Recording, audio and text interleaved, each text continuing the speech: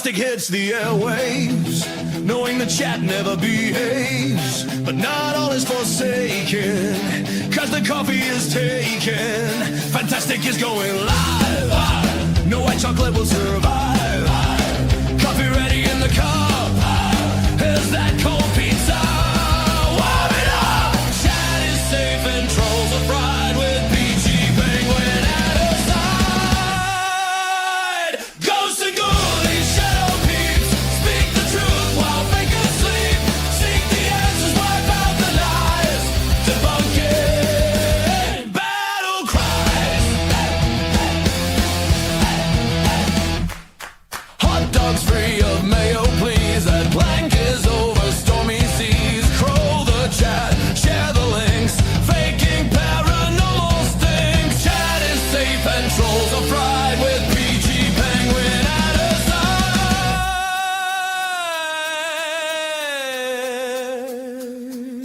Ghosts and ghoulies, shadow peeps, speak the truth while fake asleep. Seek the answers, wipe out the lies, debunking community battle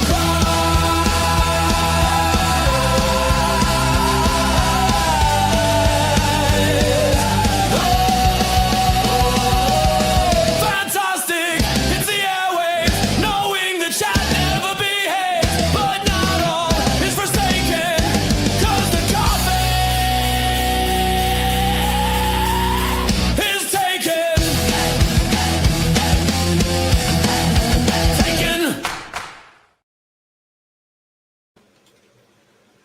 Am I live? Can you hear me? I should have chosen a quieter theme tune because I don't feel very rambunctious today. Word of the day, rambunctious. Hey, Cag. Sport a seg last night and sport me. It's only 5 minutes.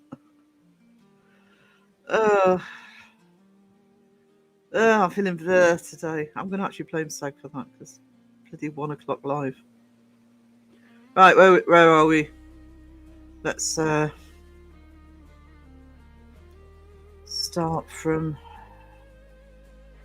half an hour ago. I don't know if Sky's still in. I'll wait for confirmation that she's in. Pammy, hello, sweetie. How are we doing? My lovely Caroline. Caroline in the house. Just grabbing breakfast. I have been up a while, but, well, I got up, went back to bed. I just hadn't eaten. Pomp in the house. The lovely Sherry Ann. How are you doing?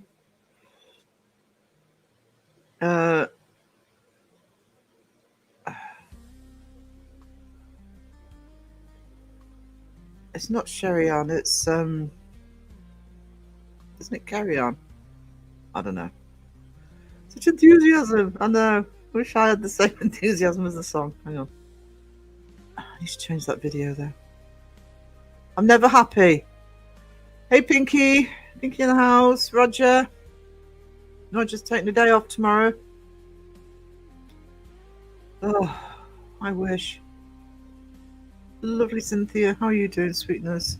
Lurking for a bit. We're making the last run today to get my boyfriend moved into his new house. He's still doing that. He seems to be doing that for a while.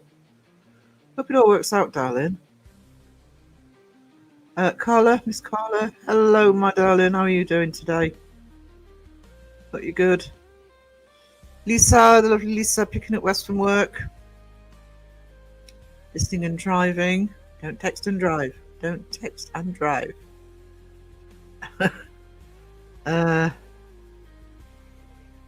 Hello, Sky. Thank you for the 2 memberships, Sky. You are an absolute treasure, as always. My lovely Sky. Crow in the chat. Mike in the house. Hey, Maiko. Another treasure of the community. Team Sarah. I need that today. I'm not feeling very Team Sarah today. Let's all pretend it's Team Sarah. I love Sky's videos. Put them on your channel, Sky. You'd be bigger than Beardo. Just making sure I've not missed anybody. Knowing chat never behaves. Bit rich, I know I never behave. But on the opposite of that, you know I'm one of the strictest channels for troublemakers and strictest mods. So if it was genuine trouble, people are gone. Mind, I was modding for Dawson on Sunday and one popped up. Oh, bloody lightning! Raven was. I think they'd barely finished typing, she'd zapped it. Hey, Kat. No problem. Thanks for dropping in, sweetie.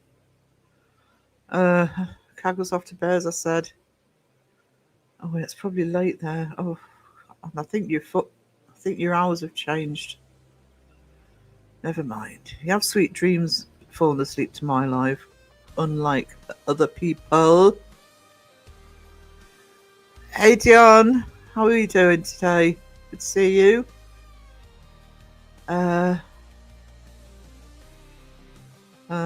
I can hear. Oh, good.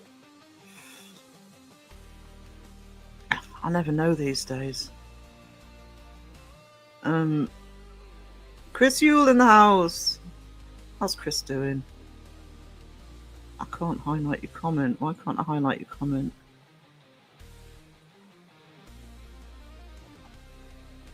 Nearly timed you out. There you go. Highlight Chris's comment. Yes, Cag. I'm hoping you're still here. I did put a comment up, but well done on the 20k. Guys, anybody in the chat who subbed to Cag and Alison, Adelaide Haunted Horizons, and helped them get to that 20k, thank you so much for supporting them. And continue to support them, because any YouTuber who hits a landmark will tell you, YouTube automatically unsubbing and all that. I hit 1k about 10 times. Phil said to me about 10 times, you're going to do a 1k celebration live again.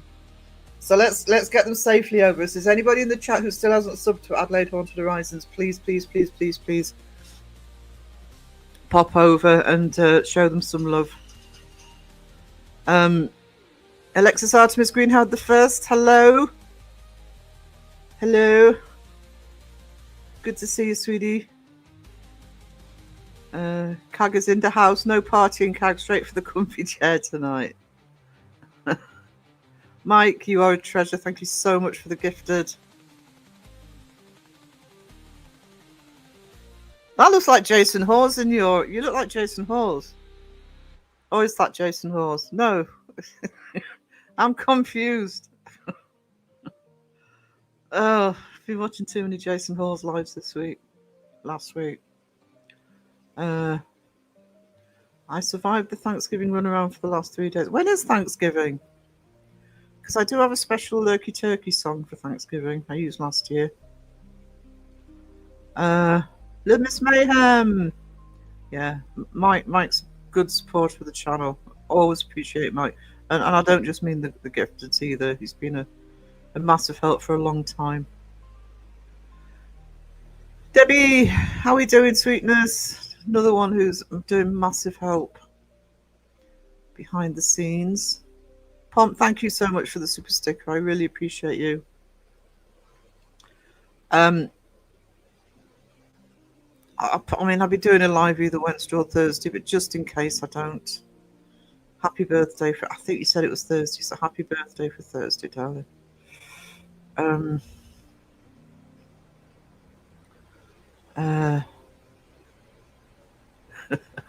Holy smokes, Mike. Oh. The jewel among Sarah's treasures, or something like that. We knew what you meant. Your garden's been going crazy. Yes, ours has actually. Those more rain, that last spurt of growth, it's really annoying. I thought I got it all sorted. I missed something over it. No, sweetie, you didn't miss anything, darling. Hey, Wiz, how you doing? I know you weren't feeling so good last night. Did you go live last night? Didn't see anything pop up. Pomp, if you're shattered, darling, go to bed. Go and get some sleep if you can.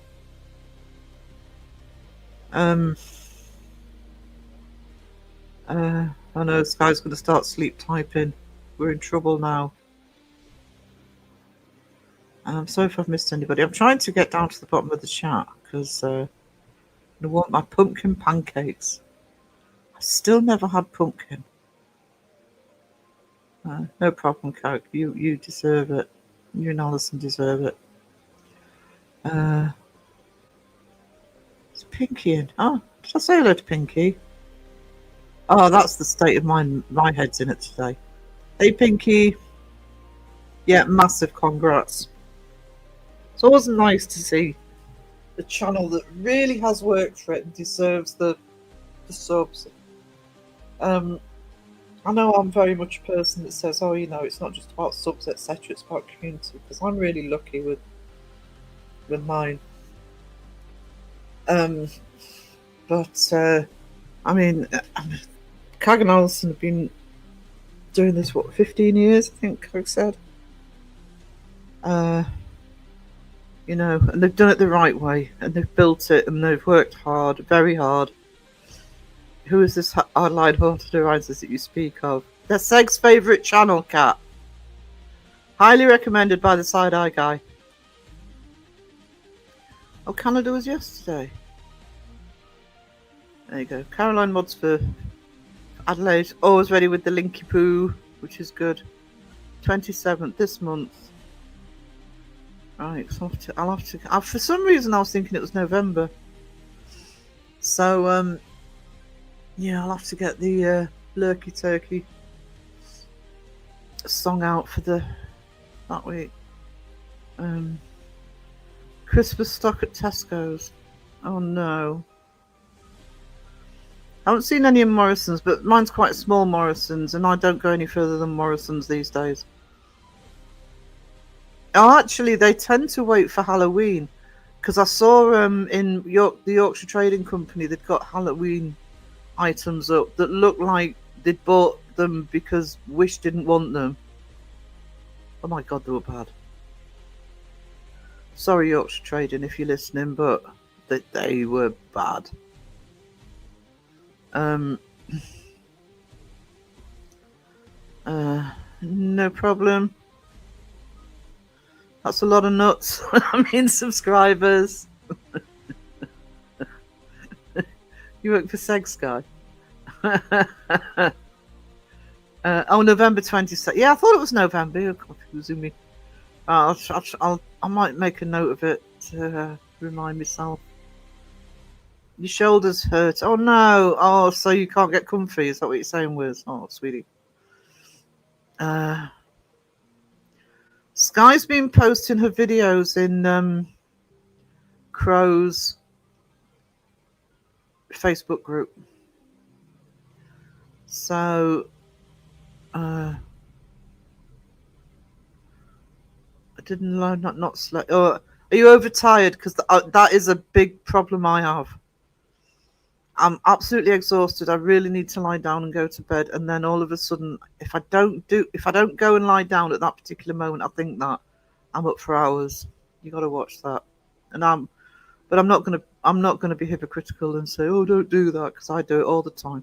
I've seen stricter mugs than you. Oh, thank you, Alexis.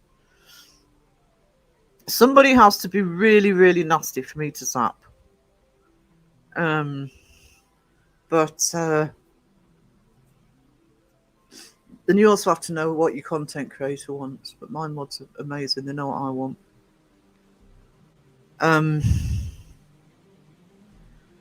The other thing I zap is people who, oh, such and such has gone live. It's not fair on the content creator. I'm not just talking about my channel. I'm talking about any channel. It's probably what I've zapped the most.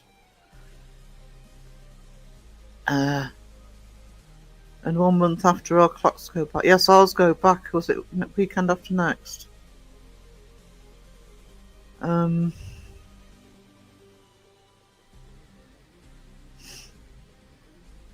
Ducky Skelly. Yes. I actually I haven't put it in the thread yet, but I actually bought one of those. I actually bought the Beetlejuice one. He's so cute.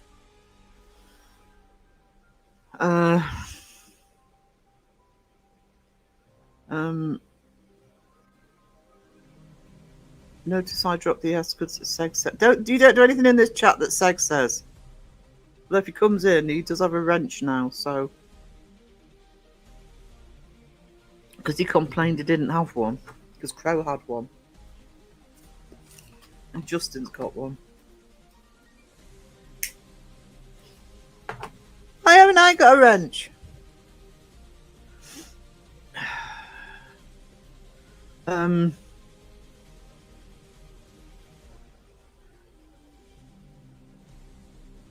I left one channel that considered talking about misuse of shock-coloured political talk. She was reaching because I hate politics.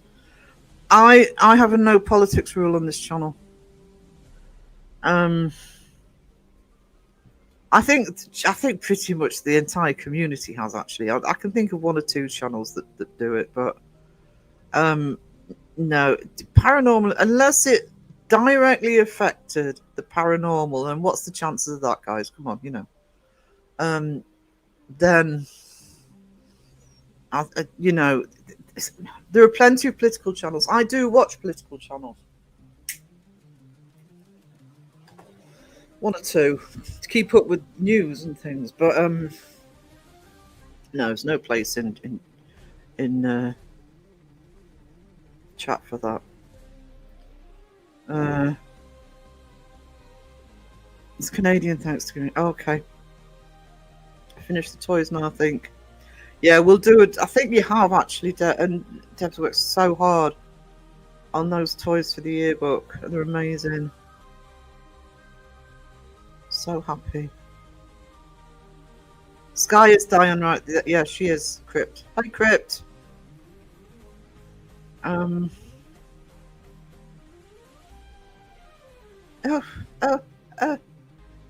Bleep in the house. Strict mods in. Yeah. I've seen channels with strict mods, but unfortunately, I also see a lot of channels. I'm not really talking about this community now. I see a lot of channels where I think, well, come on, what bloody are you doing?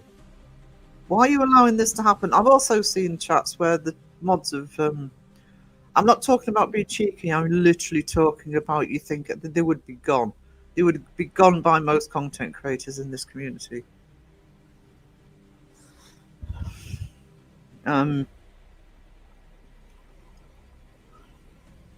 Strictest ones I see, and I get why they are, is I watch agenda-free TV because he keeps up with real news events as they happen, and they have to be strict in there.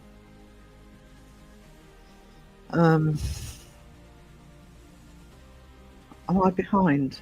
No, a couple of minutes. That's all right for me. I Philippe and he's Philip. A sign. It's a nice one. Nice. How is Crow doing?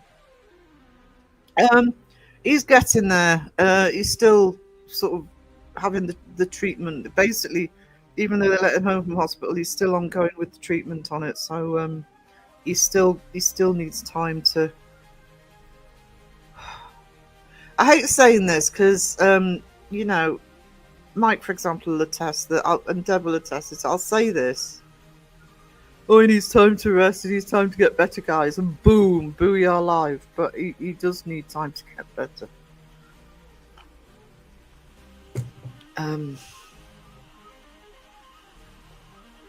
Little Miss Mayhem, do I say hello to you, Little Miss Mayhem? I don't know.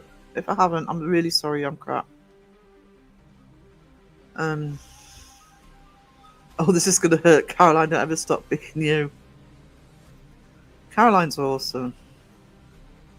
And she's one of the best mods for controlling aggro in the chat. Always in prayer. It doesn't happen very often in my chat, but if two people in the chat start niggling each other. Can't even remember who it was. There was one incident last year where I could see something was going on, but I wasn't following the argument, and suddenly it was over, and I thought, oh, well, you know, they're just going to go, or what? At least one of them's just going to go, and no, it was all smoothed over. She's amazing.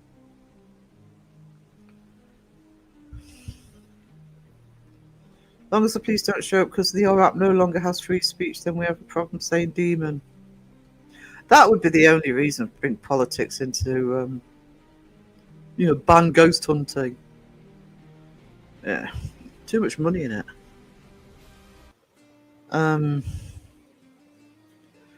I don't like people bullying up that spam the chats. No.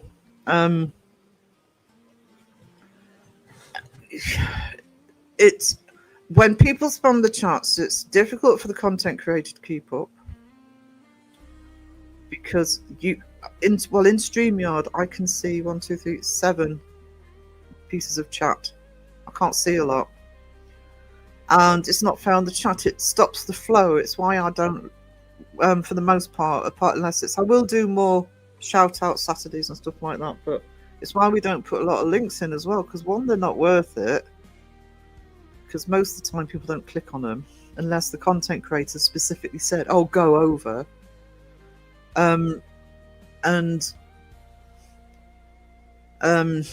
This chat needs to flow. It's about the chat flowing. So, and if you've got a lot of people in, for example, see CAG's still in, so CAG and Alison usually have about 100 plus in. I mean, Seg had over 200 last night. Segs was flying last night in parts of it. It's really annoying. Who else's was I in that was the chat was going really quick? Somebody else's.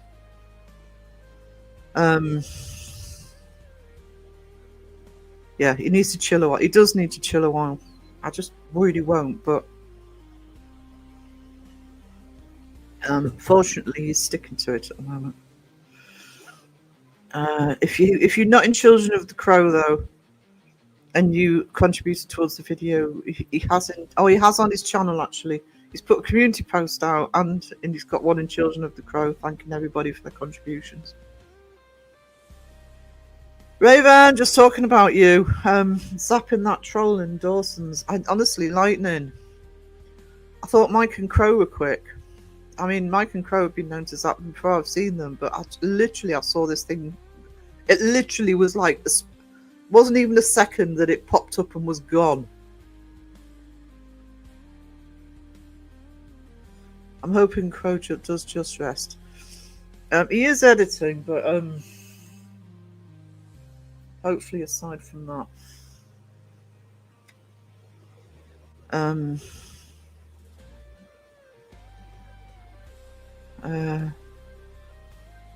Crow the chat. What's not good? What did Raven say?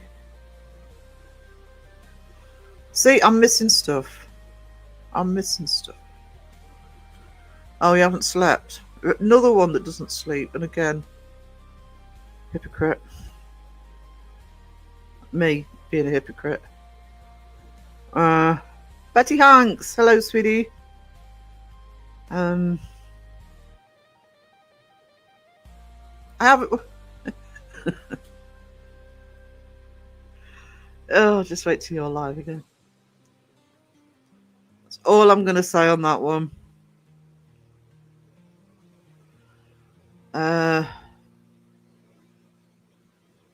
Spam's quite nice, just saying. The only thing I could eat with that had spam in was I quite like the spam fritters. I wouldn't have them by choice, but I'd eat one if you gave me a spam fritter.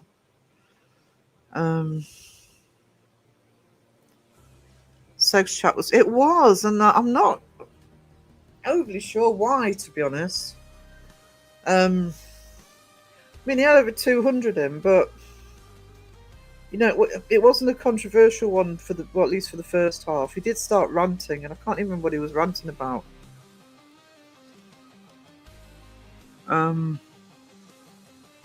So yeah, try modding it. So it's like this is why I'm saying this isn't me being rude. I can't remember what he was ranting about. You spend so much time just reading every piece just in case a troll comes in. You can't concentrate always on what's going on screen. Hey Anne, hope you're okay. I'm feeling a bit blur today. Yes, actually it might have been Justin's as well. Because I did watch Justin's live last night. Usually his Monday night lives on Team Rewatch. But I was in there last night. And yeah, it was fast moving. I don't mind mods keeping order in the chat and the excessive censorship on my. Oh yeah, I mean, again, the other thing, you get people that zap for no reason. The wrench goes to the head. If I don't have free will in chat, I won't be in the chat. That's all. I'm just a bit frustrated. But it's. Oh, did it come down on you? No. It's to be honest, the most. In some ways, the one I'm getting used to moderating for is Seg, because Seg's very big on not deleting comments unless they are literally blindly insulting to, not even to him. He's not even bothered if it's him, so long as, you know, blindly insulting somebody in chat or somebody, you know. But no. And my policy normally, unless it's a really, really, really nasty comment, my policy is pretty much say something as a mod, you know, keep it down, or, you know, play nice, etc. I did that last night.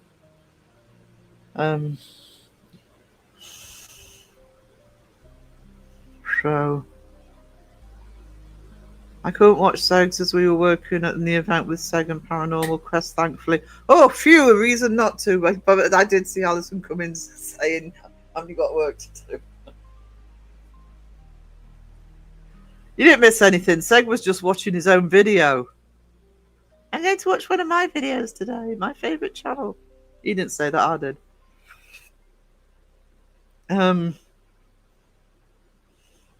Guess we now. I think the chat is going fast. Pop in for the twins live and see how fast it is. Not if you paid me. Oh, actually, I don't know. Maybe it would be interesting to pop into one of their lives and see what happens. I'm not revealing what the video is. I'm putting the finishing touches to the video I'm doing at the moment because it's a reaction to a Fakers channel. Wasn't planning on doing a reaction to a Fakers channel. It was on the subject I'm covering, and I was just going to mention the video and put a few clips in, but there was a very, very, very bloody good reason for me to react to it, which you'll see if I can do it. I'm hoping tonight. If not, it'll definitely be tomorrow. I'm nearly finished it. And it was a premiere. This video was a premiere. It's an hour long. The video is an hour long. God, how did they do it? How does Seg and Crow and everybody just sit through all this mind-numbing bullshittery, video after video after video? It's crucifying me. Anyway, and I'm looking at the chat, and it's not just that there was a lot in the chat. I mean, when you see the video, you'll see how ridiculous it was. And actually how offensive. It actually offended me, which is why I'm covering the video. And the chat was just like, oh, that's awesome. Oh, I can't believe this has happened. It's so scary. Isn't that amazing? I'm thinking, oh my God. Talk about mass brainwashing. I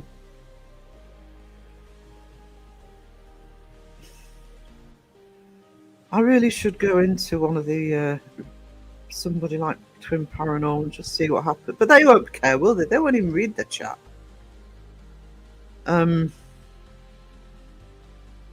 Paranormal Files, yeah, okay. You can't read the chat at that. I mean, Crow warned me a while ago. He says, Sarah, you know, if you get up to sort of 60, 70 in chat, you've had it. You know, you've suddenly got to deal with a much bigger chat. I mean, I like having healthy. I've got 36 in now, and that's awesome. In Saturdays, I got up to about 53, and I think that was the most I've had. But I like the closed chat. 5 hours sleep before I woke up. Oh, it's 2 a.m. for you, Pinky. I feel so bad. We should all be on the same time zone.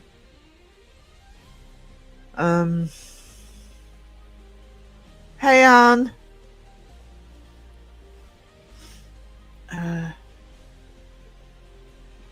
When you're modding, you have to be on top of it for sure. Yeah. I think some channels more than others, especially when there's subject matter going on in the video or on the live that might cause a bit of a stir.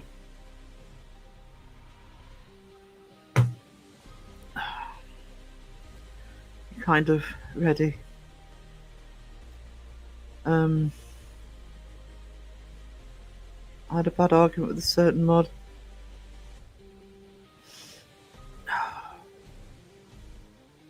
That's why Caroline's so awesome. She's so calm with people, anybody who causes a problem. I'm a wrench master. Yeah. God, you know what it's like going into a live chat and bloody John Boy's in blue.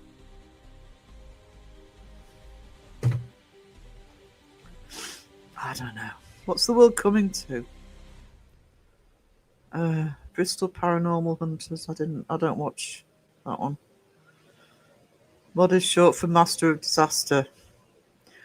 Well, to be honest with you, for me, that's what a mod is for. And I'm not talking about my mods, I'm talking about any mod, including when I'm a mod. Your primary need for a moderator is that they can be there if somebody comes in causing problems. And they act on it. All of the linky poos and the good to see yous are, that's fluff. It's nice, and mods chatting with the chat, that's awesome. But that's where your wrenches go. People who will deal with it.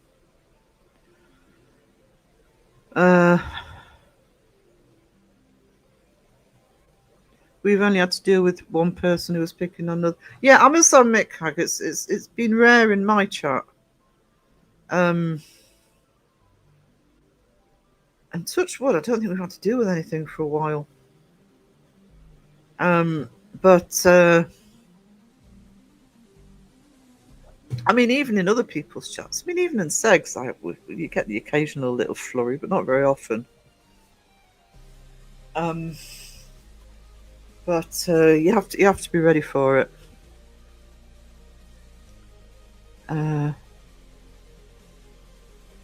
Yes, we're in a disaster and chaos. Don't encourage him, Phil. Sounds good. Look forward to it. I'm being normally I would say, I've done the video on this, but this video fell into my lap when I was surfing on YouTube Friday. And I'm actually very happy I saw it. But just in case, I don't want to tempt fate. I don't want people to know what it is before I put it out. I was forced to buy Segs merch by... No.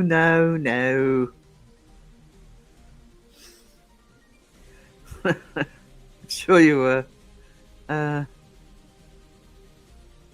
Cree, hello, sweetie. Those mornings are very hard for me right now. I wanted to come in after my lurking corner. COPD really bad right now. Yeah, I empathise, Cree. I think that's partly what's wrong with me.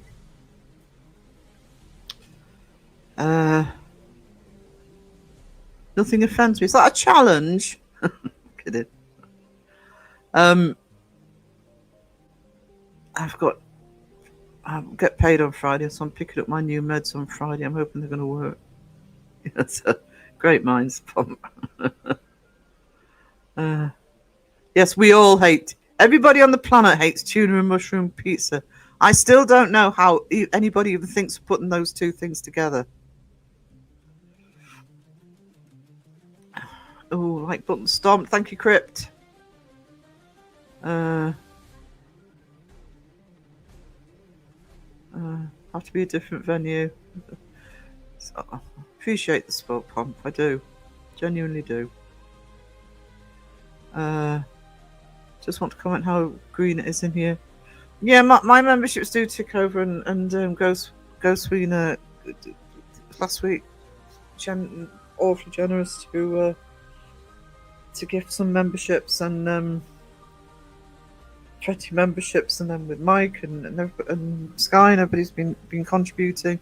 And what I do like, and the other reason it's awfully green, is YouTube's gone back to actually giving gifted memberships to people who go into chat who are active. So that I think that's good. It should go to the people in chat first. I'm so ready for snow. What? I'm never ready for snow, ever. Oh, Beardo's chat. Yeah. The trouble with me in a chat that's as fast as Beardo's is I sort of go in and I know people are saying hello, and I get very paranoid if I've missed anybody. But I can't keep up with it. I can't keep up with this one when I'm reading it out. Wesley in the house. Hello. Methods of destruction paper. Sorry you can't hear me swearing.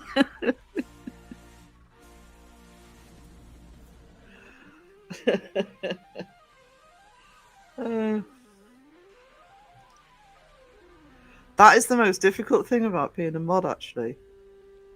To be honest, it's also the most difficult thing about being a content creator. Is I can't say what I really want to say sometimes. I can't say that. And I am very much somebody who come from an area where it's very much you just tell people what you think. It kills me that I can't. Getting the outfit ready for my cousin's wedding. Cobalt blue floor length figure hugging dress. Ooh, built-in sparkly cape shoes with sparkling rhinestone belt. Worried it's too formal. Hey, sounds fabulous. If it's fabulous, it can never be too formal.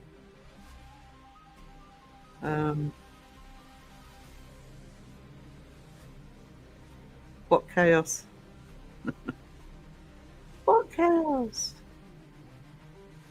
Wes is known for his Smurf blue hair, which he was born with, beard and all. On account of his fairy blood. Oh, sorry, it's a secret. I shouldn't have said that out loud. Sorry, Sky. I'm only being bullied by one creator, and I just don't watch their channel anymore. Yeah, that's kind of what I do. Yeah. Or sometimes I do watch, but I don't go in chat.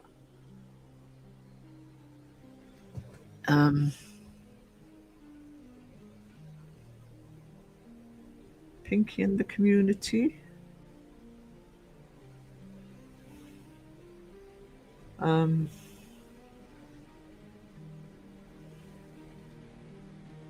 dress does sound stunning. They did what to pizza? Who did what to pizza? What's Phil done now? Oh, what's pizza? John Boy ordered a pizza that was tuna and mushroom. I think he did it while he was live gaming. And we all went, what? I mean, I love mushroom and I love tuna. Not together. No.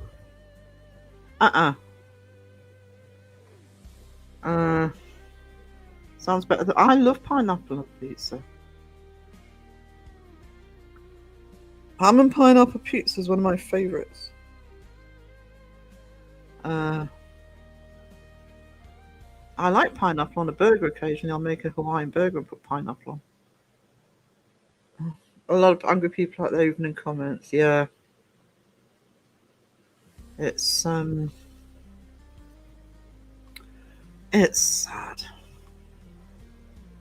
It's why I actually like doing my lives, because it's like a little safe haven for the most part.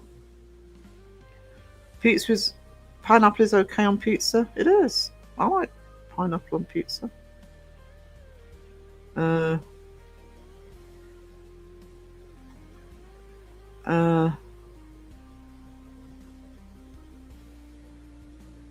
Really, Pomp.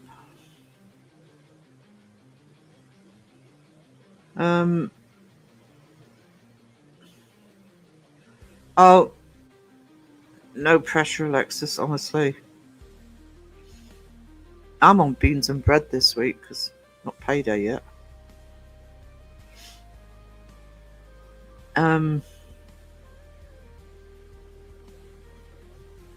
Shall we have a duel? Choose your weapon. Your weapon, spaghetti noodles or French baguettes.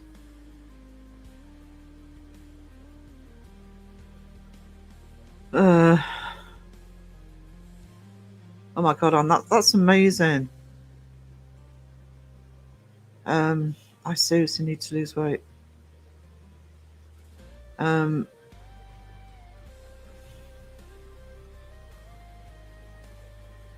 I don't mind mushrooms on the pizza, but not with tuna. It's just wrong. Uh,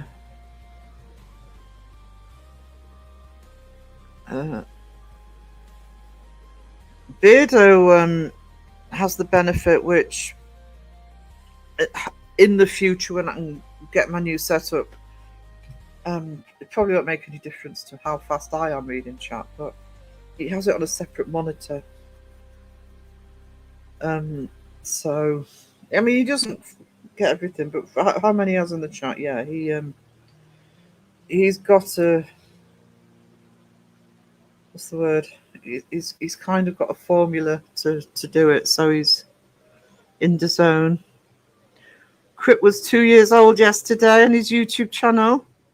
Awesome. As a paranormal channel, I'm 2 in the new year. In literally, I think it's New Year's Day or day after. I never swear very rarely.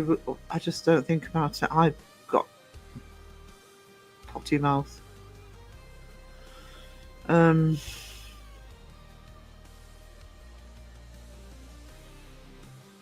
really know Bristol's. Who did what to a pizza? John Boy ordered a pizza that was ham and mushroom. See, I'd eat ham and mushroom. That was tuna and mushroom. See, he's shamelessly just saying, "Oh, this is what I did, Phil." Yep. You're forgiving Sarah by me anyway. Wes maybe tad seething though. What did I do? Not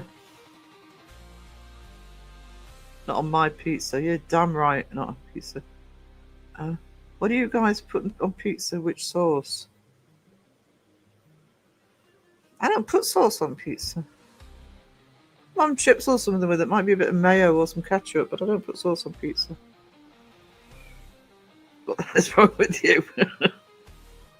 Well, what? Because it is John Boy. Come on. Tuna should never be on pizza. I think done the right way, I'd probably have a tuna on it. It wouldn't be a first choice, but not with mushroom. Pineapple is yes, pineapple's yummy with ham on pizza. I get Alfredo sauce. Phil likes his Alfredo sauce. Yeah, it's yummy. Pepperoni, spicy pepperoni. Hell yeah. Hell to the air for that. Pepperoni yum, especially spicy. Actually, when I order my food delivery at the end of the week, must get some more chorizo. Sarah loves chorizo. I just pick it out of the fridge and eat it by the mouthful. I have been bullied by a content creator. I offered them white chocolate with kindness and was planked for that.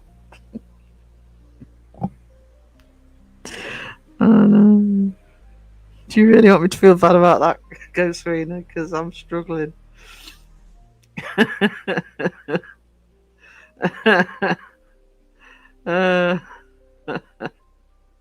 Unfortunately, sweetie, you can't time out the person running the live.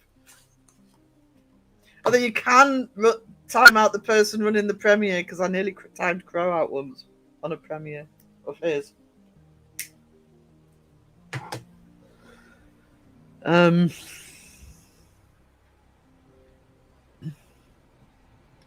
Speaking of the devil, Crow the chat.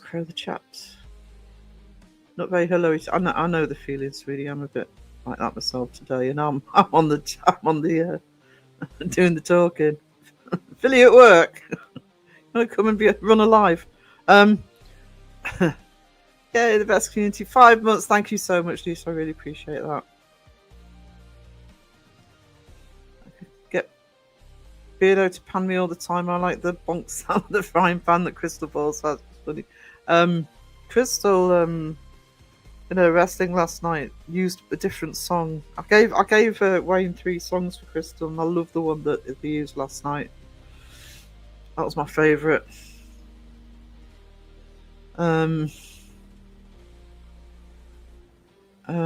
You're fired, John Boy. There you go.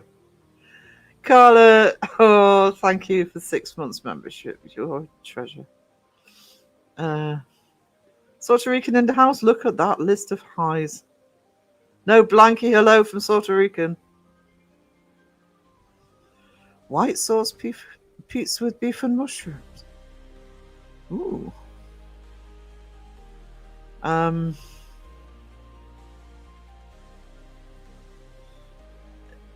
No, you can't remove subscribers. You can't. YouTube's weird because you can't literally remove somebody or ban somebody from your channel. All you can do is hide them. I mean, in nearly 2 years of doing the paranormal, I've only hidden 3. 2 of those were the same person, by the way. And if you know, you know. Just 2 different accounts. So they can still see everything, but you can't, unlike Facebook where you can ban somebody and they can't see you, or you can't do that on YouTube. I can see that there's a super chat in. Mimo, hello. I think one of Sky's memberships hit you. It was awesome. So if you're wondering why you're green, that's the beautiful Sky.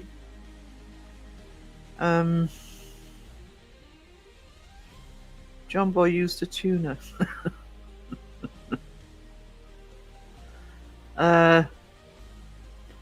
I'd put hot sauce on a pizza, but I don't eat a lot. I don't eat massive amounts of pizza. Pizza's something I have to be in the mood for. I do like it, but I like it spicy. I like everything spicy if I can. You're fired too, Raven. Why's Phil firing everybody in my chat? Just anybody. Thank you so much for the £10, Jumbo. You're a treasure. Pizza. At least there's no tuna on that one.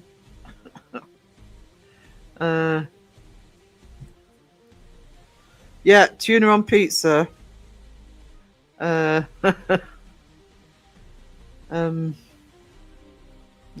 Phil, what? The Raven's innocent. The Raven's always innocent.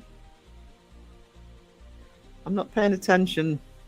That's what's always helpful in a mod, isn't it? I'm not paying attention. Fired from pizza duty. No, absolutely.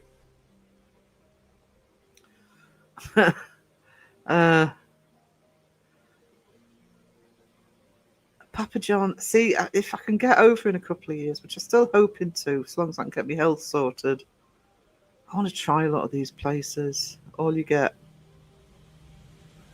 There's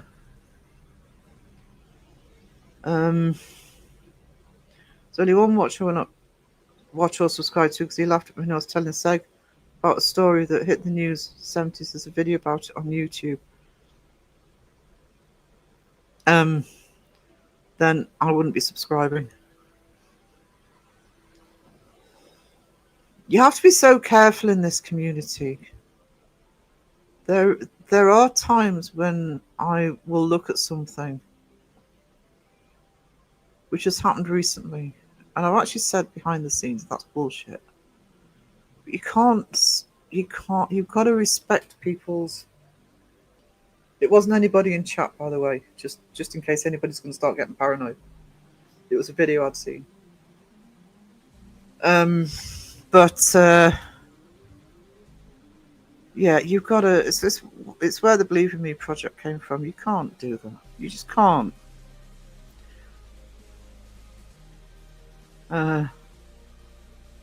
I got laughed at once for not being able to explain something in English. Sorry, it's not my. I know. What did I get the other day? Actually, that happens to me a lot. Not because believe it or not, English is my first language, but because I have such a dry sense of humour, and you guys get it. And if I'm in Crow's chat, they get it.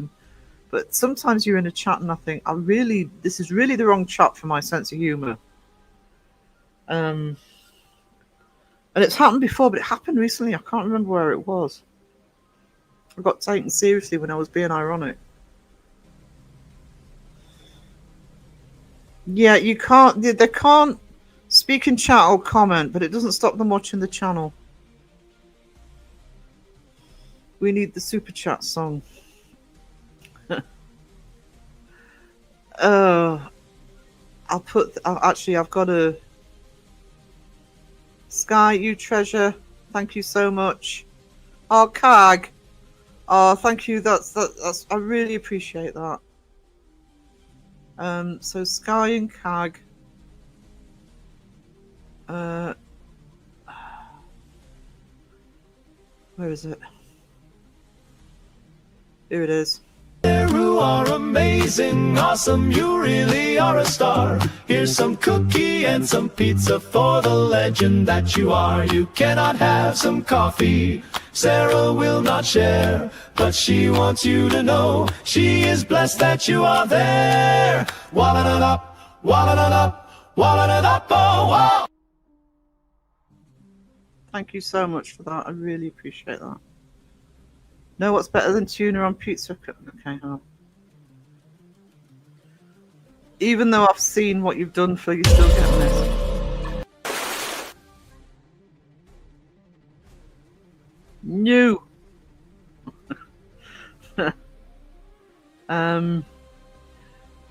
I think Raven's English is amazing.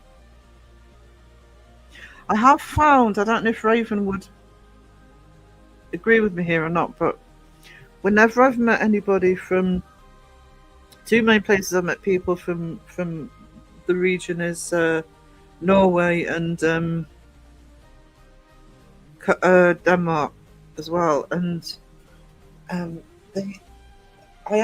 used to know a nanny that she was Danish, and I said, I never have to watch what I'm saying to you. I can always just talk normally and not worry about my slang. And she said it was because they watch so much Western TV, etc., and films.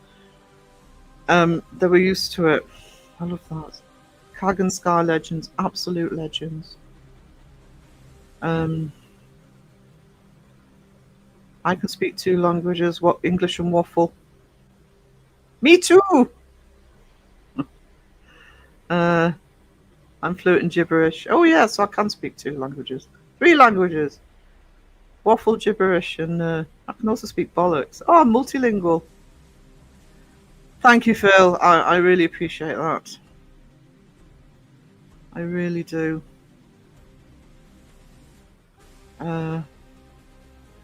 Much needed support right now. Thank you. Don't know what to say when it's Phil. Thank you, Phil. Thank you, Leap. I'll do what Crow does if me or Phil send gifts. You don't need to do that. I'm going to kick your butt. You're welcome. Just say thank you. Leanne, hello. I speak fluent English, Scottish, Irish, American, Australian.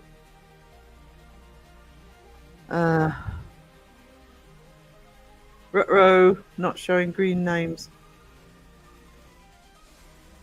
It'll be delayed. It does that. I hate it when it does it because I get paranoid. But Is it not showing any green names?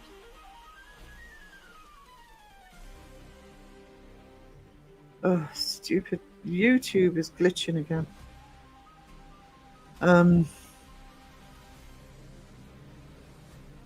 Just check.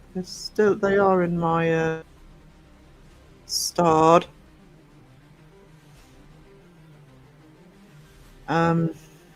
Waffles. Waffle, waffle, waffle. Oh, you want to try Toad in the Hole now? I'm not bothered about. I love sausages, but Toad in the Hole. I'd rather have sausage and mash. Waffles are better than pancakes. I think I prefer pancakes actually. Debbie had Toad in the Hole yesterday. Plank, plank, plank. Who needs planking? Sky transcends language. What is Toad in the Hole? Toad in the Hole is sausages in. Do you know what Yorkshire pudding is? It's kind of a Yorkshire pudding batter.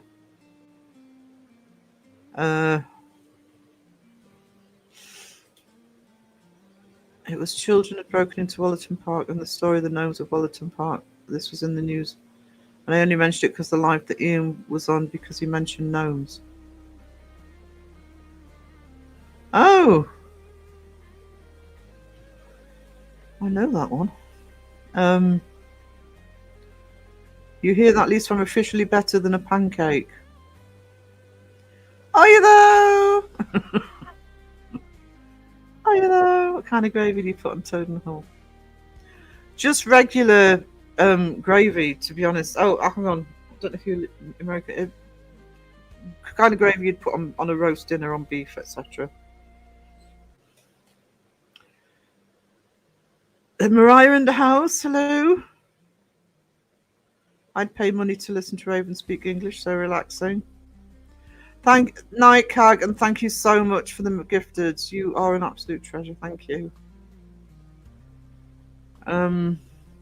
Congrats again on the 20k. I'm so happy they got 20k. I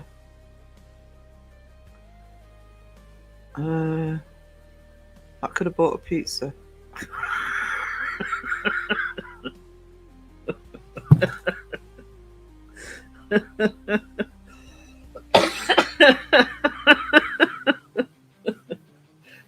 That's how he does it.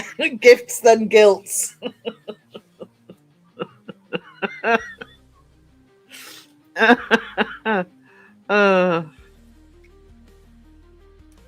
Going to take Eddie for a walk for a false out with me. You do that, darling. Thank you for being here. Oh, I can fluently speak face when dealing with the general public. Usually say F me today. I have no poker face. I have no poker face. It is it's the one thing I'm worried about going on camera for. That's not why I'm not on camera. It's because I need a new computer. This one won't cope with it. But yeah. There was a creator a long time ago I stopped watching for very comic reasons. I was bad at writing English. And she was dyslexic with reading. We didn't understand each other. Oh, bless.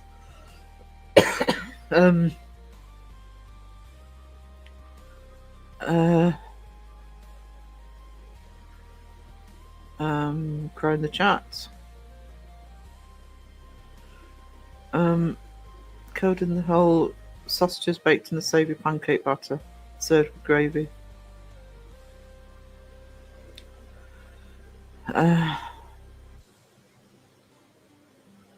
Got a food delivery cook. Oh, do you know?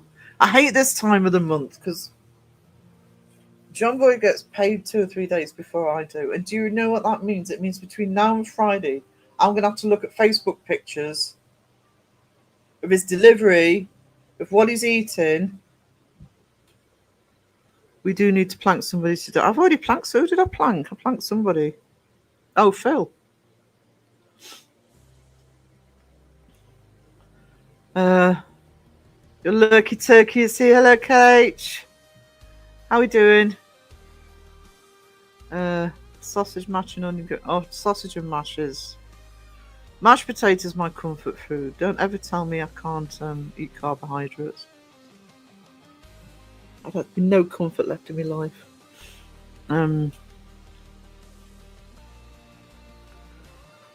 Sausage and mash is an all-time favourite, but I can't get proper sausages for it here. They're easy to get where I am. Gifts and guilt, yeah. Gift and then guilt her.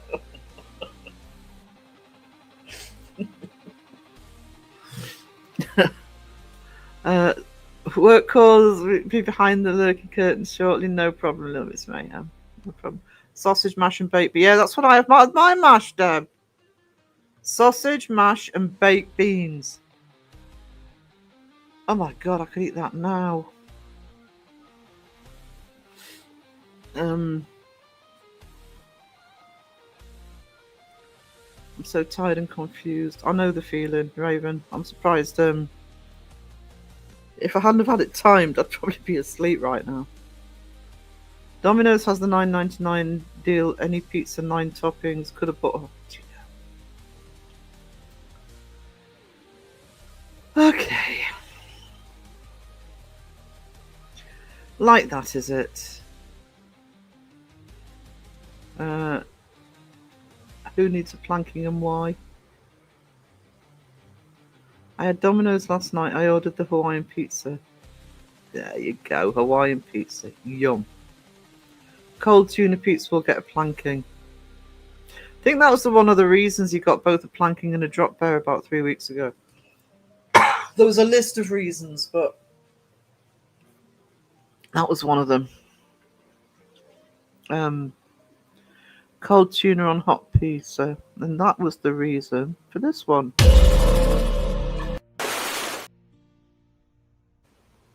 There you go. Struggling for someone to plank. I'm starting a campaign for the liberation of white chocolate. That won't get you planking, sweetie. I would not plank you for that.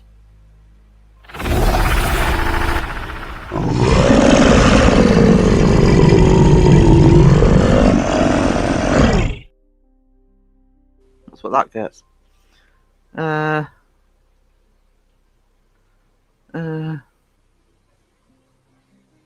John Boy, you got planked the other day. Need shopping to hurry up. Me too. Guarantee when I order at midnight on Thursday, it won't turn up till Saturday or Sunday. Oh, I've actually what? An hour in, I've made it to the bottom of the chat.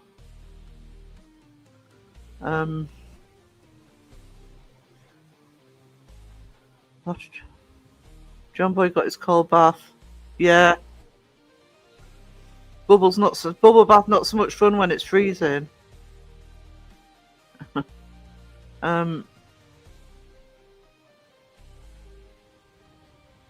Thank you, Caroline. Wow.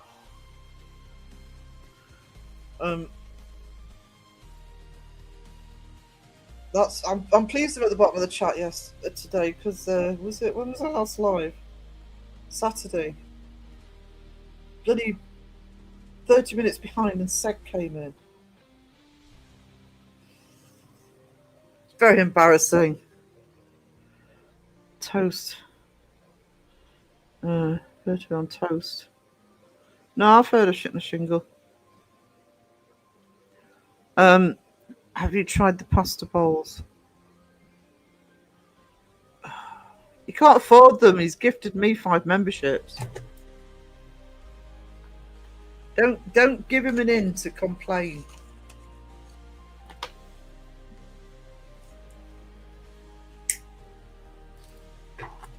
Because complain he will.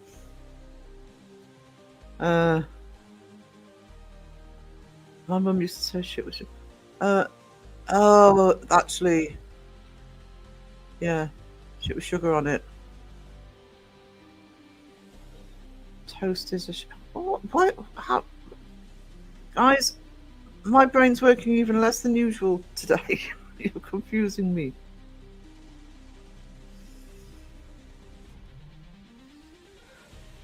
Are you done?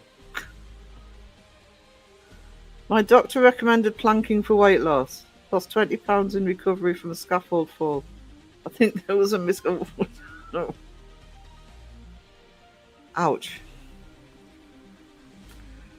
The people who have scaffolding companies around here must be rolling in money because there is always scaffolding up. Because there's such old buildings, they're always needing redoing up. I just can't watch them on the scaffolding, especially when they're putting it up or taking it down.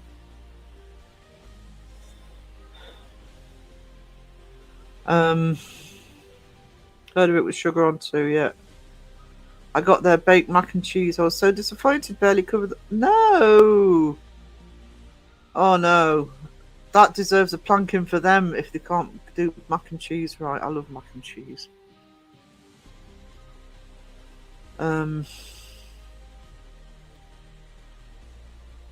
14-inch tuna, mushrooms and anchovies on the way, cold for breakfast. Oh, do you know, I'm sorry, but that's for the anchovies added on top of it.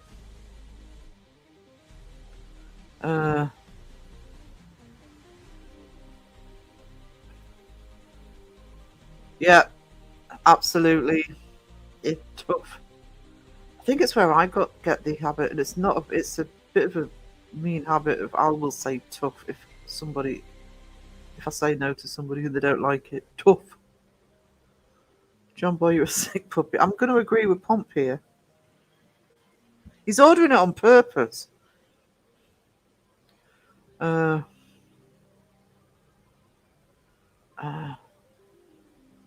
Really? Early 1900s, made with white bread, dried beef slices and white gravy. Baked spaghetti dinner. John Boy, I didn't think it could get worse. But anchovy proved me wrong. Exactly, that's what the planking was for. Oh my god. Something to cry about. Or thinking, the one that always got me, come here and say that. Like, no. Stupid. I wish YouTube would make chat feature on here. Sometimes I want to say something privately and I don't want it in the chat. There's two things that would, I mean, they would never do it, but there's two things I think. One, in chat, it would be nice occasion to put a meme.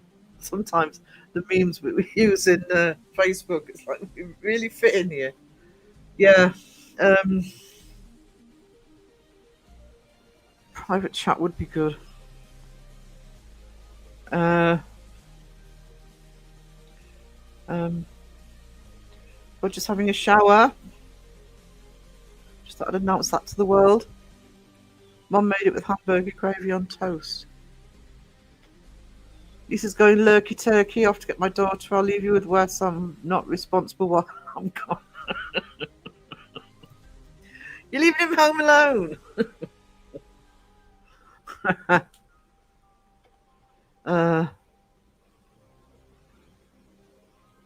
My grandpa used to love the last thing over the fence chicken butt.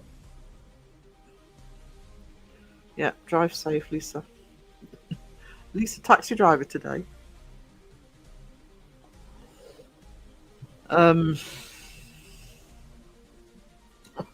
Wish I had a car. I miss having a car. I really want to get out and do more filming apart from anything else. Show you all my lovely county instead of the same few streets all the time. I'll try and get a vlog up on Patreon as well. It's very grey here today, so it won't be a very pretty vlog if I do it today.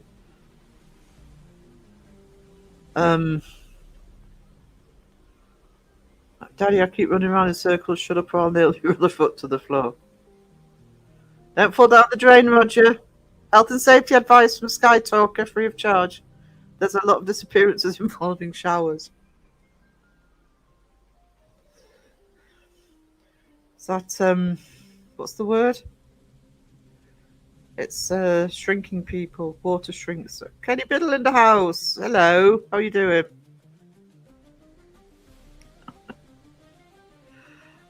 Oh, I can't wait for a certain video, Kenny. I have seen it. Kenny will know what I mean. Oh, I laughed. I laughed. I laughed. Have you? Phil keeps trying to get me to get a mobility scooter. To be honest, I want a car. If I can get my disability, I might be able to get a car through them. So, if not, I'm gonna have to save up like crazy.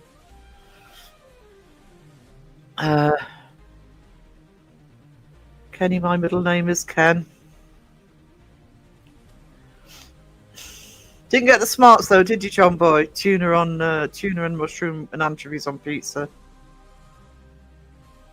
There you go, Sky. Here's Kenny. To be honest, John Boy, on the roads here, it would be. That's the other reason I won't get one. And to be honest, what I'd be paying for one, I may as well wait until I can get a car and, you know. I want to go around the county and film the locations. I've got so many locations in mind to film. Not investigating as such, but that have stories and legends and supposed hauntings, etc. There's more to Northumberland than Chillingham bloody Castle. And there's some stories in on it. Actually, I need to check him out because there is somebody who started doing ghost tours here, and I found his website. And yeah. So if I maybe next year, if he's still doing them, if I'm feeling a bit healthier, I might actually book one to see what he does. Because yeah. Proclaimed psychic, and I think he said exorcist, but I could be wrong about that bit. Golf cart or Segway. Jonathan in the house, debunk the junk. So good to see you, sweetie. Laura's being a Kenny, one of her live shoots, Dream Crusher. I'm going to be honest with you. I don't know if Kenny's still here, but I'm going to be honest with you. I think Kenny knows this anyway, or at least some of it. But when I first started watching Kenny, which is about just under 2 years ago, I used to get triggered all the time. Because I am open to the possibility of the paranormal, as you guys know. I've had experiences I can't explain. I can't explain them. Not saying they're paranormal, I can't explain them. But and I used to get triggered watching the lives. But you know, I don't know whether it's just being in the debunking community so long, whether it's because all the research I'm doing, because I'm doing a lot of background on people like Houdini, etc. And it's not that I'm becoming skeptical. I'm still open, but I hate to say it, but more and more, I think I'm leaning towards. I can, let's put it this way, I can take the skepticism far more than I used to be able to. And I am planning on a video. I've just got to figure out how to do it so it's palatable. But as an ex-academic, I am planning on a video that's actually going to continue with talking about money doesn't go into the paranormal in universities. You know, I can't know if it's US or UK, but one of them has no parapsychology courses whatsoever because universities won't fund something they don't take seriously. So having places like the Centre for Inquiry, and I was actually very happy when Jason Hall suggested, you know, if they got land, they'd be building facilities to help. That's where the money's going to have to come to look into the unexplained properly. It's going to have to be from private sources. So Yeah, I'm far more lenient. It hasn't. I haven't changed my mind. I haven't changed my mind about possibilities, but I think now even more because of all of the commercialization, because of who's buying up some other properties, people who are doing escape rooms and board games, and it's going further and further outside of YouTube and into the world at large. I think more and that's going to wipe out any chances of it coming back academically, at least in the meantime. So I think we really need those. We really need those organisations, and I'm sure most of you, if not all of you, are subscribed to Kenny. If you're not, please subscribe to Kenny. But also, check out the Centre for Inquiry as well, because it's a huge help for the debunking community, for the paranormal at large, and for information when you try. I mean, as I've said before with you guys, one of the many reasons I'm not a debunker is I don't understand most of the equipment, etc. So, and you need places you can actually go to and look into that. Get it sorted, Sarah. Coming up. Rat row.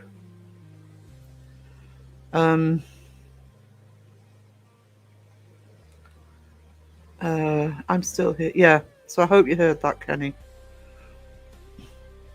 Kenny does know. I did tell Kenny a while ago that's why. I mean, I'd be thorough researching anyway because I am a researcher, but it made me even more determined to dot all the I's and cross all the T's if I'm going to make any claims. What new creative has no club? Yeah. Sherry-Ann, yeah. I know what you're talking about.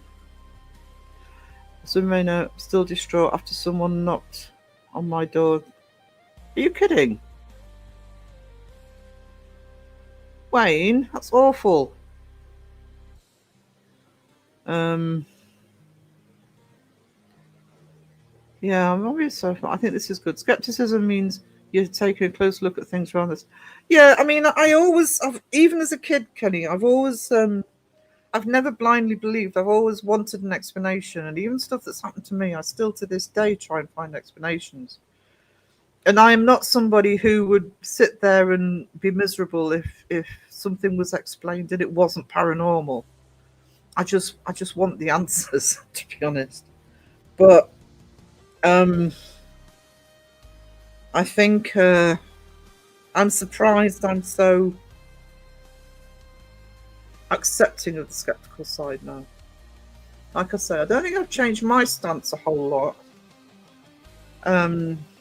But I do think that we need, and being an ex-academic, it really bothers me that funding isn't there to research this stuff properly.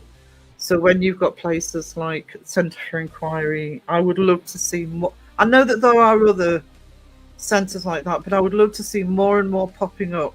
But like I say, it requires private investors to put their hands in their pockets and put the money into it, because I would be very surprised if it ever got any official funding.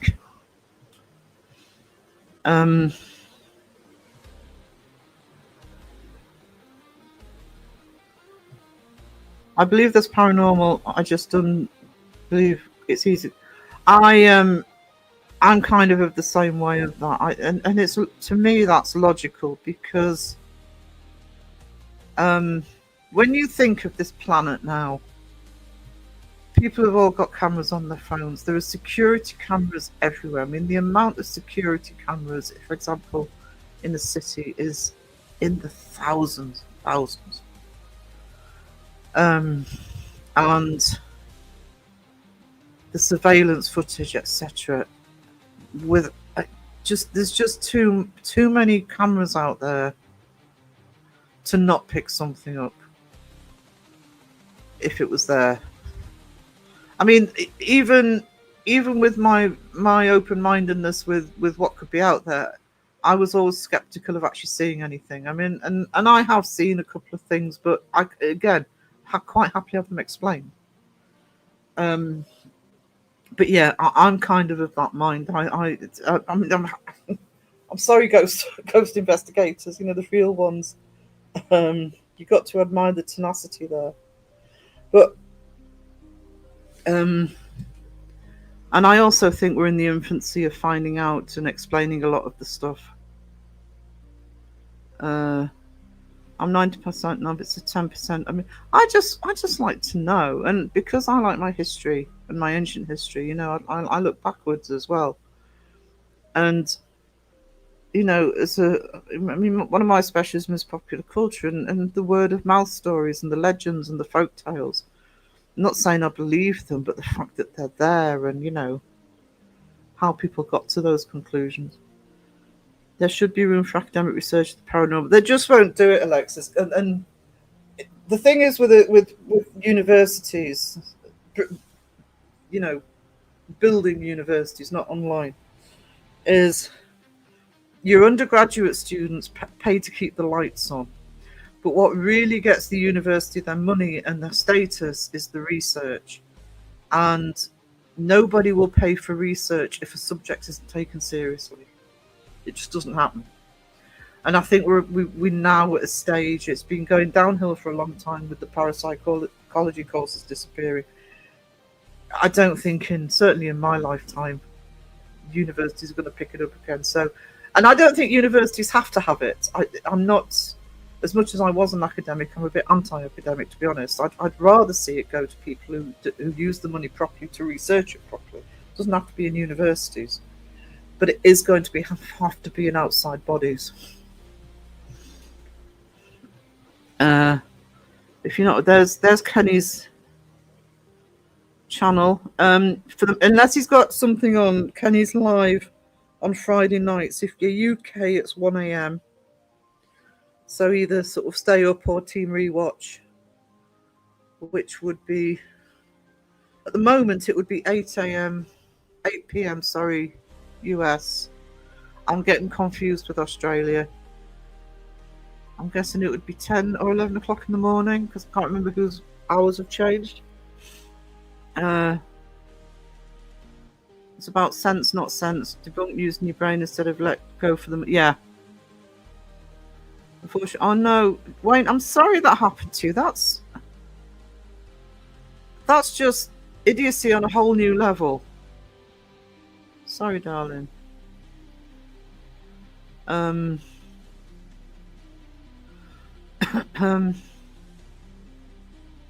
Yeah, you can. Hang on. Sorry, Kenny, if you're still here, I'm sorry, because I know I'm segging the chat today. Actually, I don't think I've got you on Instagram. Just give me a sec.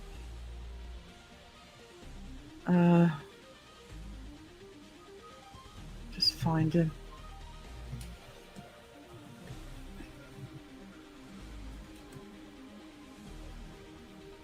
Kenny Biddle. I'm hoping this is the right one, Kenny. I've sent it to Messenger. Yeah, Wayne, I'm sorry about that.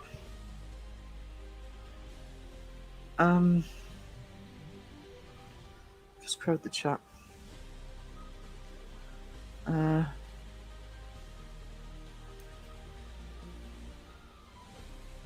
I work with cameras, I've seen nothing, but it's not impossible, but less present. Okay, Kenny's coming on.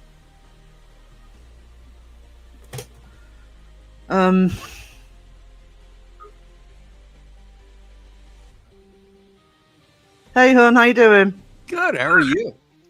I'm not so bad. I've been coping with illness, so I'm a bit sluggish. But other than that, I can't moan. Nobody listens, so you know, ignore me. It is what it is. I feel that way too. Every time I get sick, I just want to be left alone, and because I don't want to complain to people, because people complain enough, you know. So I usually crawl into a hole and just stay there until I either get better or I don't come out of the hole at all. Good to So know. how you doing? I'll get that a tactic. Yeah, I'm all right. Yeah, I'm pleased you came into chat actually, because it's actually more recently I've been thinking like this. Like I say, I still am very probably as open as I was to actually, to stuff, but I don't know. Maybe it's what a lot of us go through when you've been in the debunking community long enough and seeing all the fakery and everything, and just being made a mockery of, and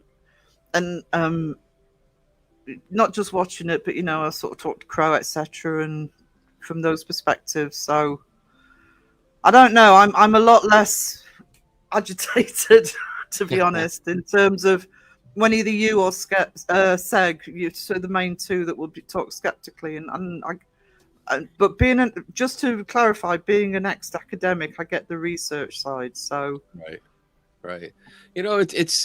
It's okay. I think this is a natural progression. Once, and you mentioned it, you really nailed it on the head. When you're in this community and you listen to the debunkers and the skeptics in the community, and you start applying what you hear from them to everyone else, you start seeing it. It's the realization of, hey, like everything is not exactly how I thought it was. And that's my transition, because I went from a ghost hunter and a full believer to what I am now. And it was through listening to other people, like the guy that's my editor right now, Ben Rafford. I listened to some of his stuff. I read his articles and saw how he investigated and went to all the little details and picked out little things that just didn't match up or were inconsistent with the stories over the years. And the more I looked at that, the more I began to understand and relate to, hey, I got to go deeper into this. I can't just hear a story and say, oh, that's cool, and think in my head that has to be true because they're telling me. I have to be able to question. I have to be able to say, hey, maybe you made a mistake. And I think that's a good philosophy too, going on that. Not that everyone is just faking outright, but there are. Yeah. there definitely are.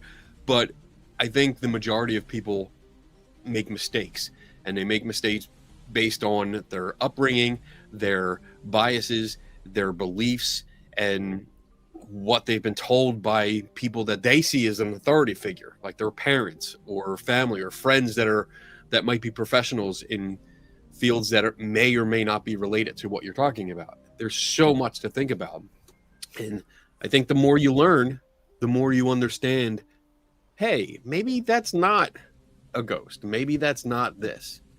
And I think that's a good thing. I think it's showing that the critical thinking skills are developing. People are starting to see, hey, I don't have to keep the wool over my eyes. I can question. It's not wrong to question because I want an answer. And I think that's the big thing. You want answers. We all want answers. So the only way you get answers is if you question. The thing with being in the community, I mean, I hit YouTube hard in 2020 when we're in lockdown, right? And I went the route people normally do. I mean, I have to say, sort of hitting the top 5 channels and the usual suspects. And I'm not going to say I particularly believed any of them. I am a film analyst, so a lot of them I didn't believe because I thought there's no way that you're shooting it like that without a reason. That's the way I look at things. Right.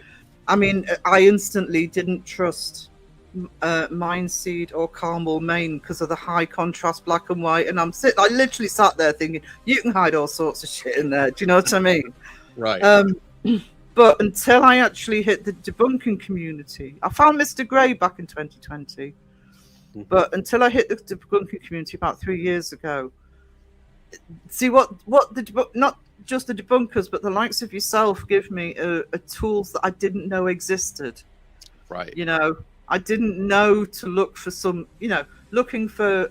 I learned a little bit from Mr. Gray, but it's like, I tell you where Crow's really good is for audio. He will literally pick up audio in different places, or, some of the research techniques and testing that you guys do at the Centre for Inquiry. And it wasn't even, I've always wanted explanations, but I didn't know those tools were there. Does that make sense? Right. Yeah. And those techniques were there. Absolutely. Because, I mean, we come from it. In my personal experience, I came from it from mostly a religious background. So I was raised Catholic. So I had this belief that there was an afterlife. And my mom especially, my father wasn't so religious. My mom, yes, she's very religious. And it would go back and forth between, yes, their spirits can talk to you and this and that, to no, that's not allowed because the Bible said no. So there was a gray area, pretty big gray area, which opened it up for me to look at it and say, all right, maybe there is something. And I watched In Search of, Unsolved Mysteries, all those specials in the 70s and 80s that talked about haunted places and ghosts and stuff like that. And I sucked it up. I loved it. I loved it all. And I believed it because I wanted to. And it wasn't until I started questioning, or especially when it came to orbs. Orbs were my gateway into skepticism, because this was, the paranormal was supposed to be something that was rare. To witness it was I was told it was really rare. Yet everyone that I knew in the community was getting pictures all the time. Yeah. So what's going on here? And that led me into photography to understand how the camera works, how film and the sensor interacts with light, and to understand what kind of camera artifacts, and just get into the detail and the nitty gritty of that. And the more I learned, the more I dare to say enlightened I became, because now I was recognizing these photographs and seeing that there is no mystical or paranormal or supernatural overtone to it anymore. I understand what happened with this photograph, and I can not only explain it, but I can also repeat it. I can replicate it. So that put extra doubt on things, and it just made me look at everything and realize, like, all right, what else am I missing? And then you start discovering all these other research tools and methods to understanding and getting information that I hadn't known about. I never knew existed. I mean, they were there.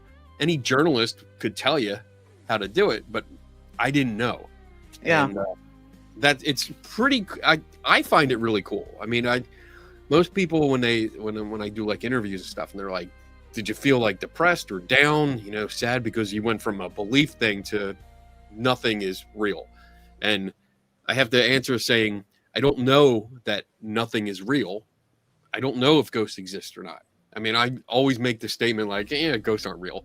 And it's more of a joke, but I really don't know. Mm.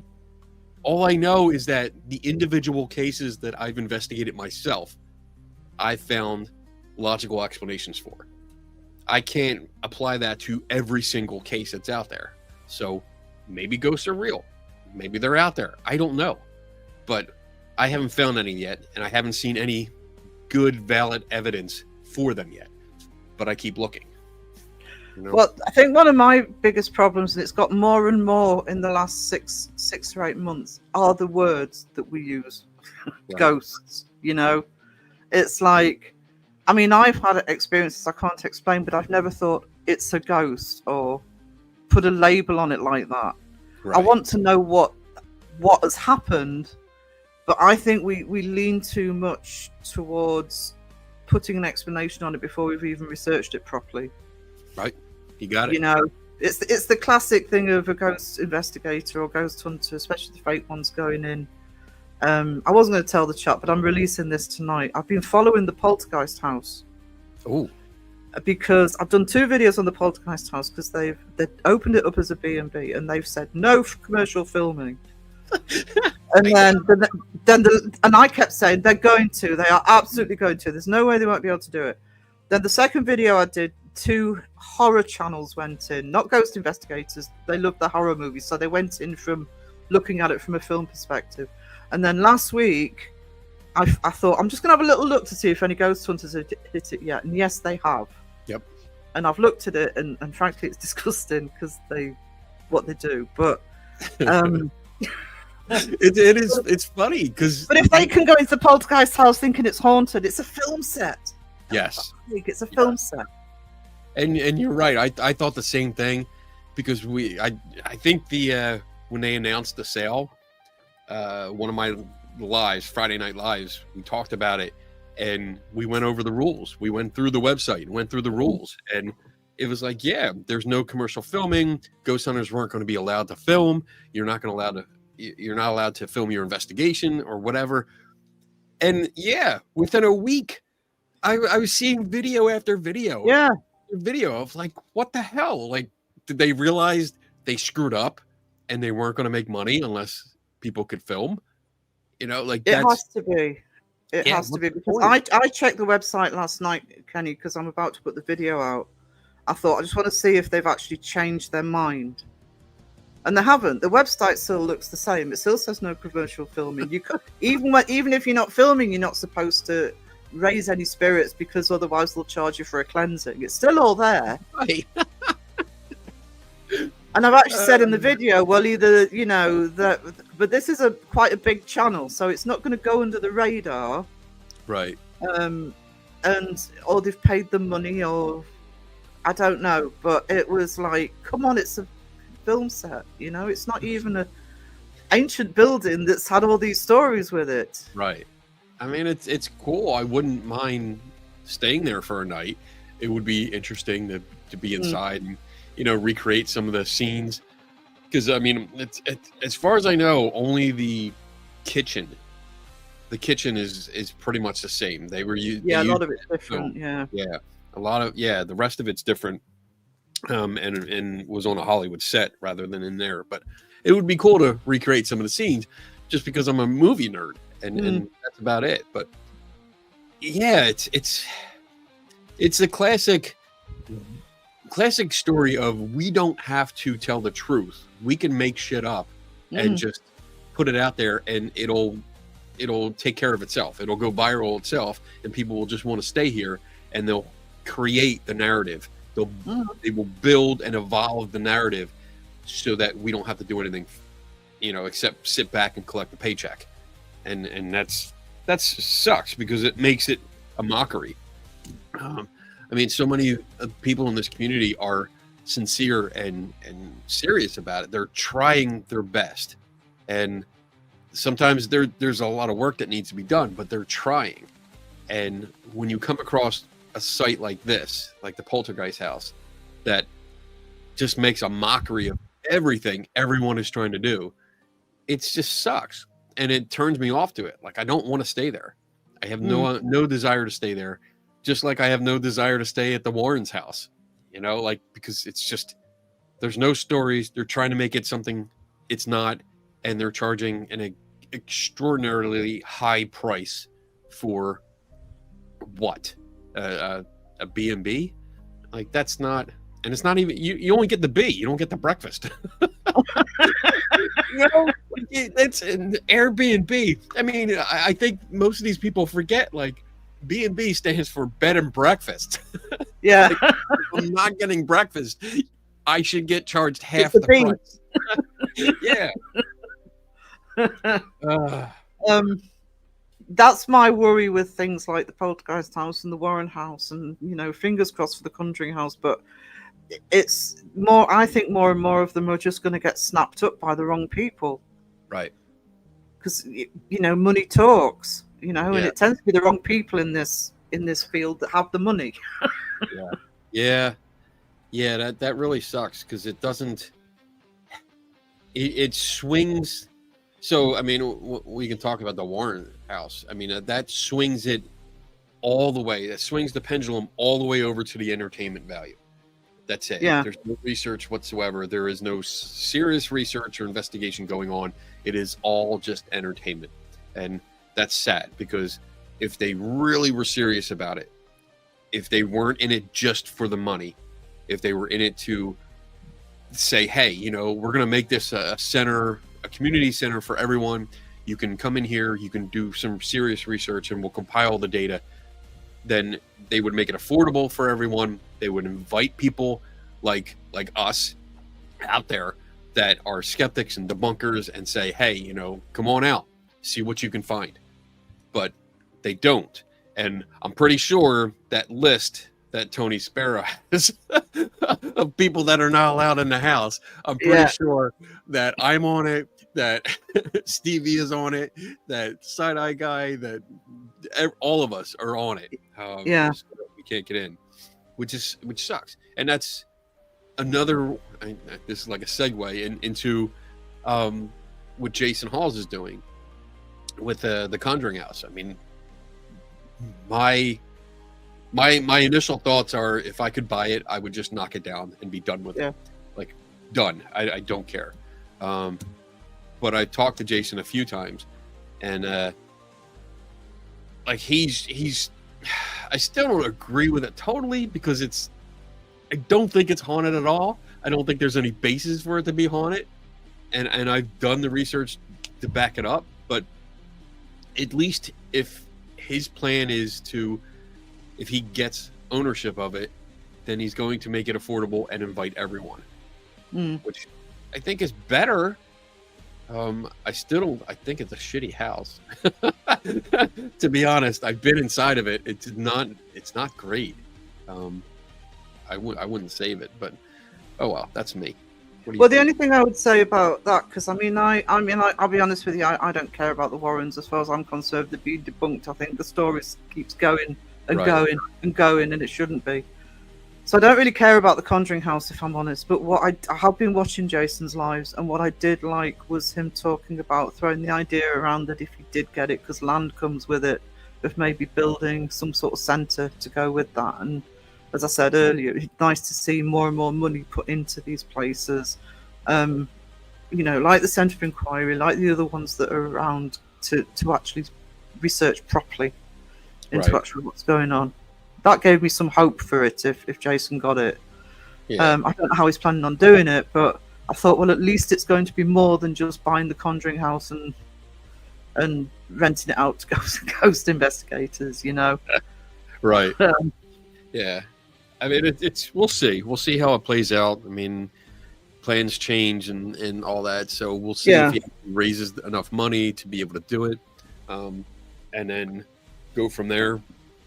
I did hear that I saw the video where he said he wants to build something more to it and open it up to non-believers and skeptics and debunkers and stuff, which is great as long as he follows through.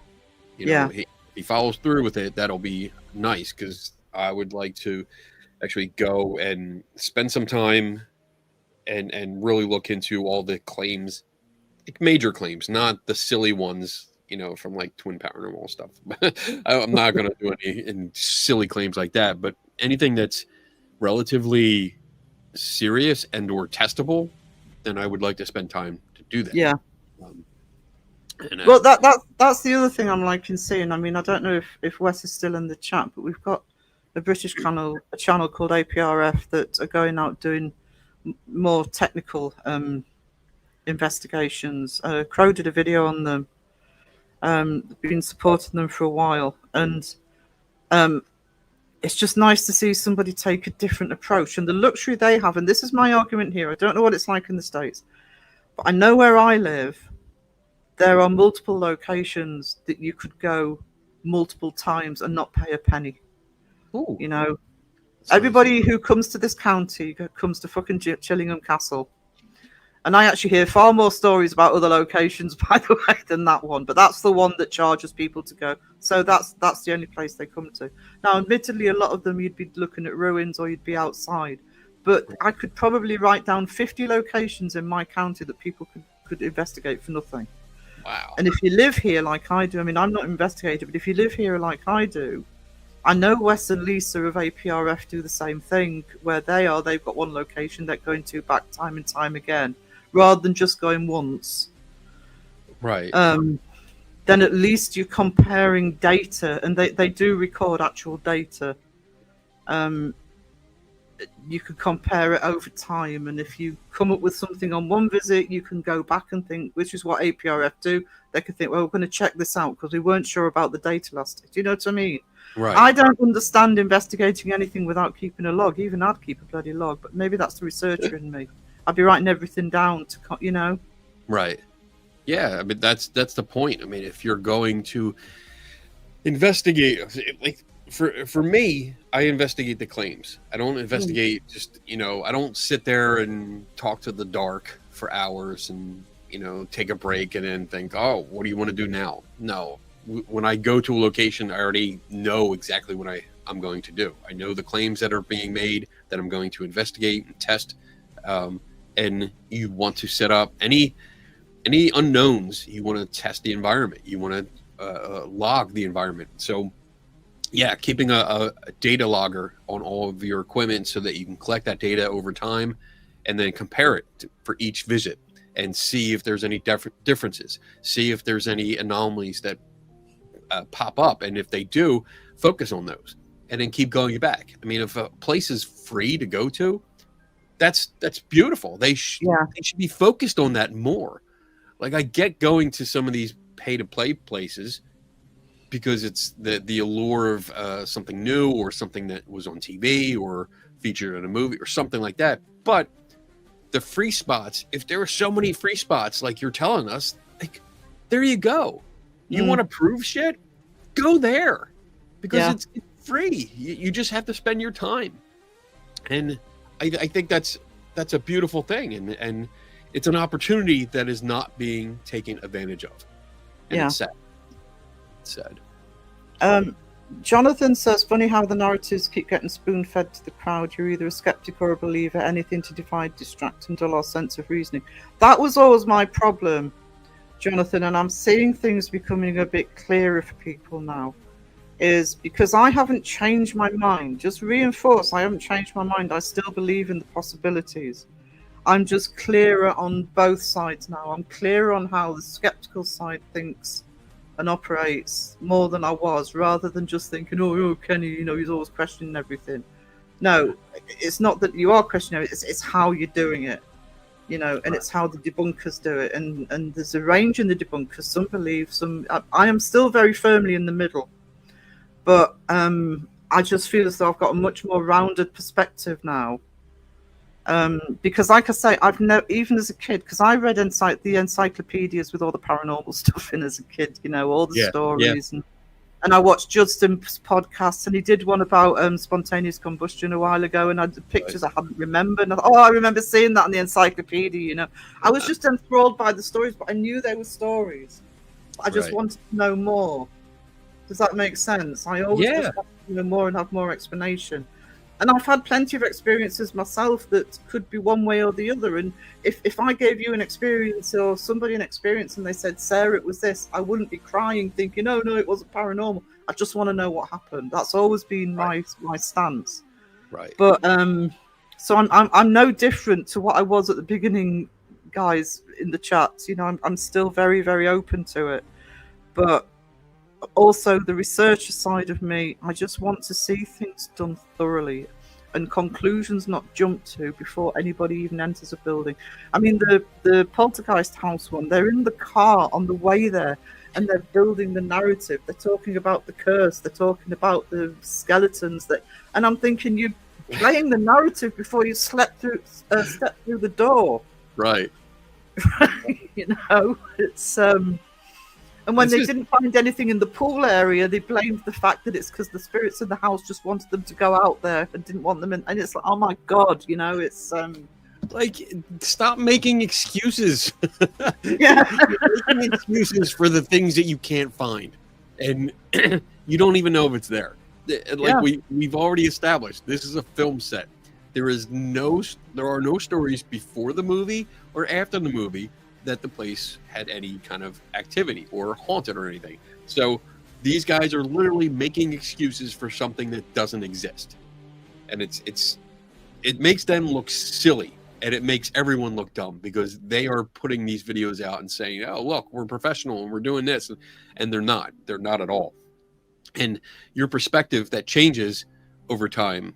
I mean, you I would push back and disagree that you're not the same person you were years ago. You've grown. I've definitely grown. Yeah, you've grown and you've learned. You've progressed beyond what you were because you've started looking at other perspectives and learning a little bit more and learning again, like going back to what you said, you've found tools, research tools that you didn't know existed before, and now you're employing them and finding answers where maybe you didn't years ago. And that's what we all need to do. If you get into this community for entertainment, that's one thing, fine, go out on the weekends, have a good time, tell your spooky stories and scare each other. But if you're advertising yourself as, hey, I'm doing serious investigation and I'm trying to prove something one way or the other, I mean, first of all, you need to understand science a little bit more. But you have to understand that with that comes, you have to evolve. You can't be stagnant. You can't just use the same routine over and over and over again and just accept things as, and I think you touched on this in the beginning of our conversation, that you can't just have an experience and go, well, I spent 30 seconds looking into it. I don't know what it is. Therefore, it's paranormal. You can't do that. That's ridiculous because now you're making up a conclusion. You haven't found a reason for your experience. You just couldn't find one. So you said, all right, I'm going to insert my preferred conclusion here and say it's paranormal. And that literally spreads misinformation. Absolutely. See, I'm not scientifically minded. I don't have a brain for science. If that makes sense. I have to read idiots' guides, or have somebody explain it to me very clearly. Right? Not ashamed to admit that. I am a historian. My background is popular culture and cultural studies, so I know how to look at documents and look at the past in terms of how people viewed things and how stuff, which I'm using those techniques more now because I'm researching Houdini at the moment. So I'm sort of thinking I really need to be exercising this part of my brain more, looking back and analysing. But I don't know if you remember, I don't know because it was a BBC show, so I don't know if the States got it, but I remember in the 90s Sam Neill did a 6-part series called Space, and it was a bit like the Carl Sagan show. It was like a mini version of that, and it was Sam Neill presented 6 episodes on different things, on the moon, on what would happen when the world ended, and this, that, and the other. It's factual, not aliens or anything.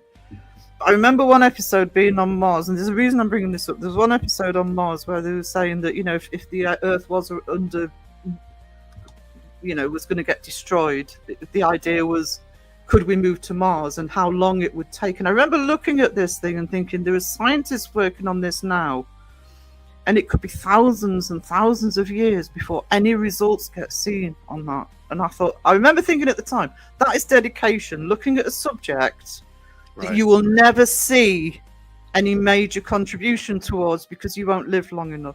And then in a strange sort of way, I kind of feel that's where they are. I mean, I'm a bit older. I'm 58, so I'm not. I don't think anything will probably be found in my lifetime. But that's what we're all doing. That's what you're doing. That's what everybody who's doing to do with the paranormal.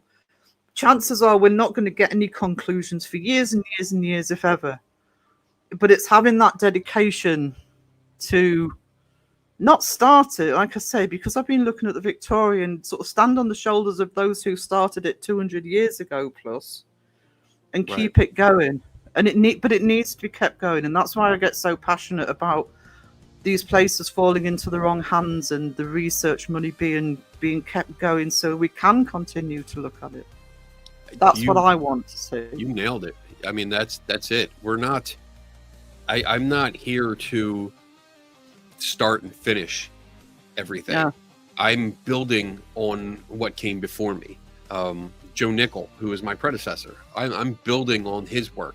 Ben Radford, who's my editor, I'm building on his work. Everyone that came before me, I'm using their work as a foundation and progressing it and adding to it and adding whatever I can for future generations.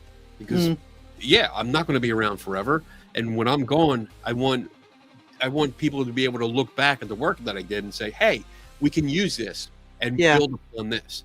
And that's everything that we're doing, is just continuing our knowledge. It's contributing to the knowledge base and progressing us as a race.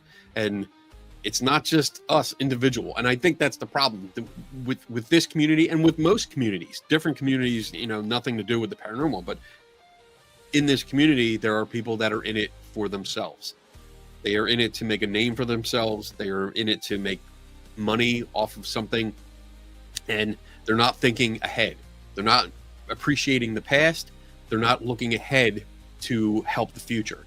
And I think that's a divide where people like us, we're in it for both. We're in it for, hey, let's help out and supply this information. If we do the work right now, people decades or a century from now will be able to progress even further because we did the work right now. Yeah, exactly. And I love that. I love that idea of being part of this ongoing legacy of investigation and the search for knowledge. So really, really cool. Love I mean, when I was doing the research on the Victorian era, and what, the fakers back then were, the fakers back then, you've got people who were trying to debunk them back then. And so you're looking at some of the key people who were fighting against all this fakery and trying to research the paranormal properly the way they saw it at the time. We're standing on their shoulders. We didn't start it. And I think a lot of people need to realize we didn't start it. It didn't start back in whatever year it was that some of these TV shows started. It's been going on for centuries. Right. And like you say, you'd be hoping that in 200 years' time, somebody's going to be looking at what Kenny Biddle wrote back in, what anybody who's sort of, the Centre for Inquiry, all this stuff needs to be preserved and kept going, Right. and not stopped. So, because there was an argument not so long ago, do we really need debunkers now? And I just said, we need them more than ever. We need the research more than ever. The more this gets out there, the more the Conjuring House and Poltergeist House get bloody bought up and commercialised. We need that strong cut. It doesn't have to. We're never going to be a large group against all the people have always, even in the Victorian period. I know you know this, but even people in the Victorian period used to go to the seances half the time knowing they were fake, but they just wanted to be entertained. Right. That's. Are there groups actually saying, like, do we even need debunkers anymore? About a month ago, there was some sort of saying, do we really need the debunkers anymore? So one person actually said, oh, well, everybody knows they're fake. What's the point? And I went nuts. It's like, what's the point? Everybody doesn't know they're fake. I mean, the point is to understand. Yeah. It really comes back to the idea of show your work. You don't want to, because I can make a sweeping statement and just say everybody knows every YouTube paranormal show is fake. Is that true? I don't know. And why is it fake? If you're content with just that blanket statement, that sweeping statement, then you don't really care. You don't have a thirst for knowledge. You don't care to understand. You are more of a cynical attitude because you're just accepting one viewpoint and just saying, you know what, I don't have to back that up. I don't have to support that. I'm just going to say, yeah, ghosts aren't real. And that's it. I don't have to defend my point. That's a cynical attitude. And I mean, if that's you, that's you. You do you. But for the rest of us, I want to know if somebody says a video is fake, I want to know why they think it's fake and all the information behind it. I want to know how they think it was done, because that'll help me understand it better. So when I look at videos and somebody asks me, hey, what do you think of this? I don't want to just say, and I never will just say, that's fake. I try not to say it's fake anyway, because let's explore that for a second. Fake is saying not only was something staged, but there's an intention to deceive. So there's a big difference between faking something and misinterpreting something. Yeah. So if you film something, if you film a weird shadow or a light or something like that, and you post it, and based on your beliefs, you're saying, I think this is paranormal. You didn't fake that. there's no intention to purposely deceive people. You simply made a mistake and you misinterpreted what you saw.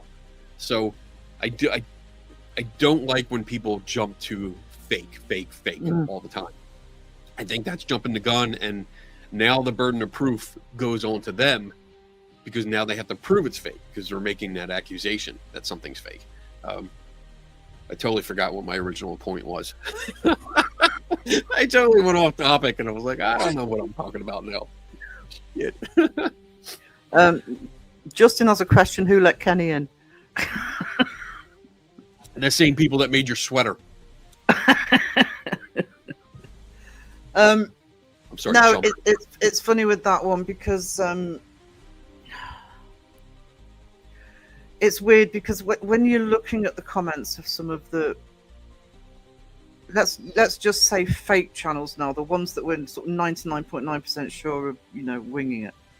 But you're seeing people in the chat that genuinely believe it. And it's that mesh, isn't it, between what's in people's heads if they are genuinely believing some of this stuff.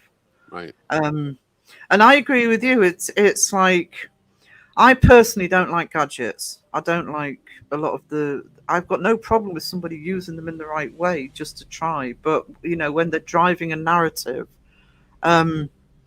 it's funny because Mr. Gray this was a while ago. He did a vlog about 2 or 3 months ago where he said the problem that he was having, and I thought this was a really good point, is he says you look at the real investigators and you look at the more entertainment purpose only investigators, let's put them that way, and they're using the same techniques. That can get very confusing for the big wide world out there, know.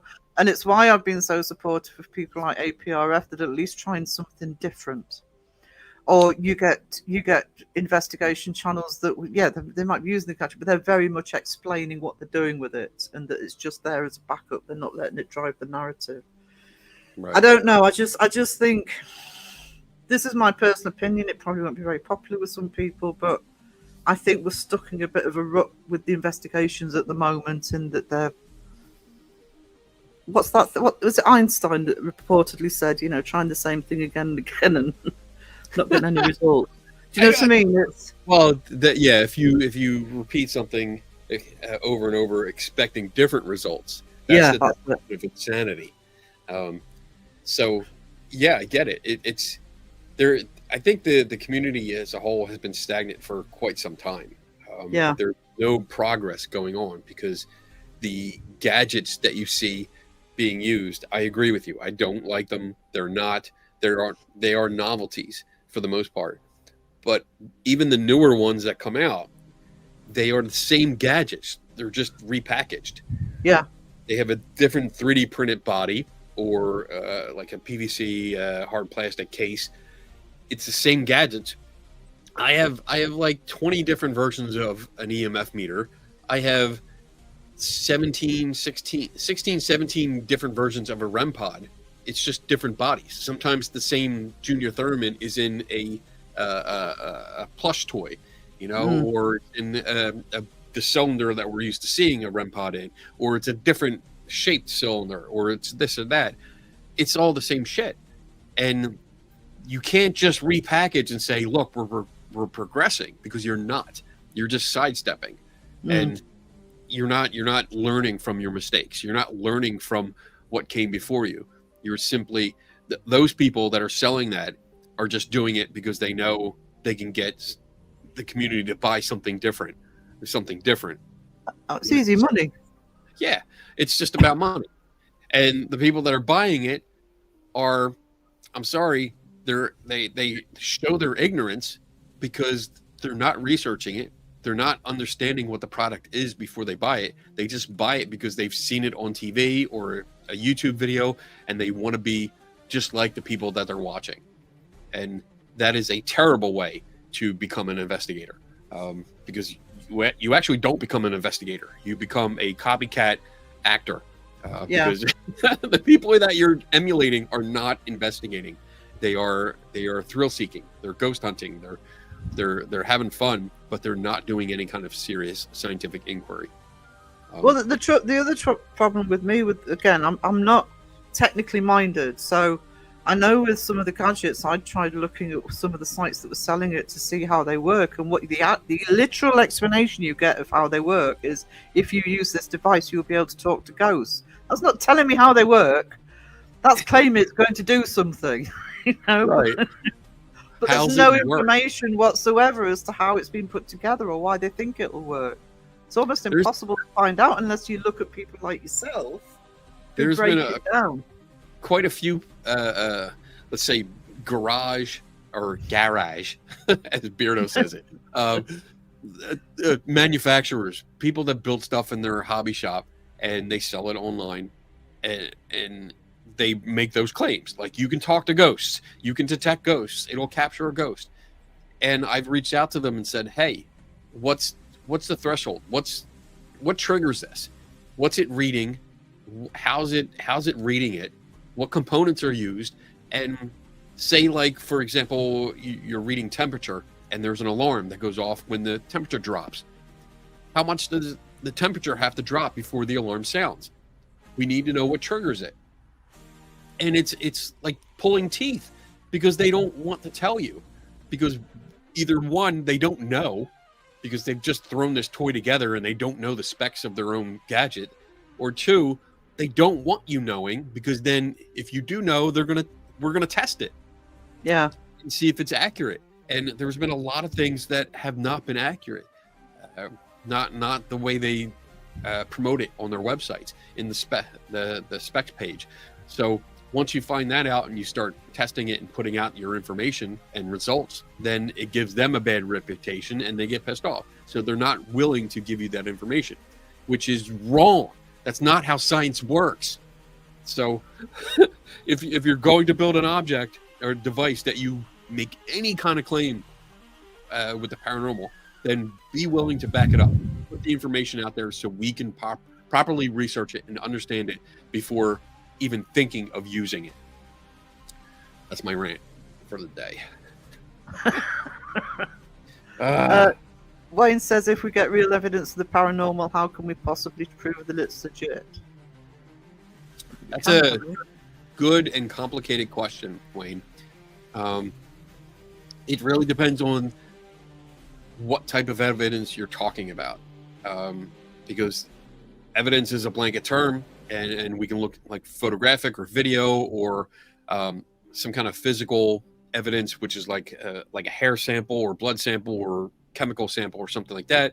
We could have a personal experience, which is not something that's provable, but we have to look at the individual evidence.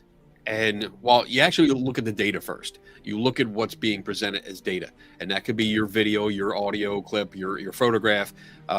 It could be the hair sample or fluid sample or whatever that you find. And you have to have it tested. You either test the hair sample, you send it to a lab, see if it's any known species that produced it. If it's a video or photograph, you analyze that and see if there's any anomalies that show up. You send it to experts that can look at this and tell you, all right, I think it could be this. You also recreate. You go there and replicate it to see if it happens over and over again. I know there's an issue with that, because if your ghost is your target, that's a unpredictable variable. You have no control over that. You don't know if, and that's a big if ghosts exist and it does something to interact with the environment, there's no assurance that it's going to do the same thing again. Or if it does do the same thing again, that it does it in exactly the same way again. Or if it exists at all. So that's really the problem when people claim that something is paranormal or a ghost. Your ghost is the unpredictable variable. It's called the extraneous variable, and it's not something you can control. And therefore you can't test it itself. That's why you have to rely on the environment and see if there's any anomalies in the environment. You have to weed out all the little things that might cause anomalies in your data before you come to the conclusion, we don't know what this is. And honestly, until a ghost is discovered, and if it's real and decides to say, hey, I'm going to sit down and have an interview, I hope it's with me. um, then we're not going to know the qualities of a ghost, and therefore it's never going to be proven to be a ghost. The best you can do is say, right now, we cannot explain this with the current information. And then that's it. You have to wait until new information comes to light. You can't say it's unexplainable. I mean, you can, but if you say it's unexplainable, by definition, that means that it will never be explained. And I mean, I don't know, 10, 20, 50 years from now, we might have a little bit better science and be able to look into other areas that we previously not known about. See, that's the other thing I think. I think science isn't ready, you know, and I don't mean that in a bad way. Science progresses step by step like everything else does. So, and I think they're expecting too much of science right now. It's a bit, I think the comparison I always use is, you know, was it the Wright brothers in early 1900s learned to fly? People didn't suddenly go, oh, we can go to the moon now. You know, it's like the Right. science has to progress step by step to get there. And this is also why I don't like the terminology like ghost or whatever, is we need to weed out all of the explainable over a period of Right. time to get down to those little nuggets that I prefer can't be explained yet. Maybe we need Right. to learn what they are, not that they're completely unexplainable or whatever, that there's something that needs to be looked into further, and that's the bit to focus on, you know. Yeah.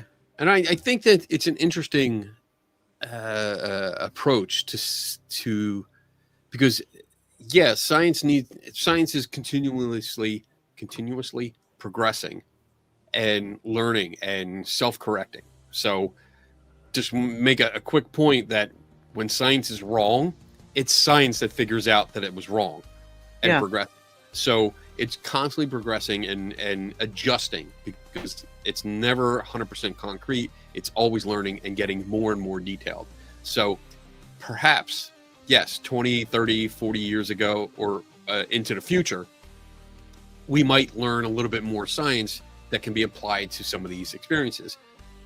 But on the other side of that coin is when lay people use the excuse of, well, science hasn't advanced yet. And I'm not directing this towards you, since you just said, but science hasn't advanced enough to understand what we're experiencing.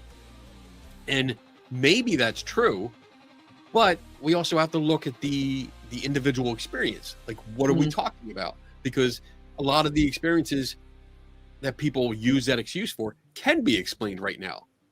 And the problem is they don't look for that explanation. So it's basically, and it usually comes to people that aren't looking. They're not interested in explaining it. They are interested in just promoting it as paranormal. So instead of digging or recreating and trying to set up an experiment where we might be able to figure out what caused the experience that they had, they just default to it's paranormal. And science just doesn't know yet. Science just doesn't know yet. And again, like, that might be true, but then again, we need to look deeper at the experience and make sure that we don't have an answer for it yet. Yeah. Does that make sense?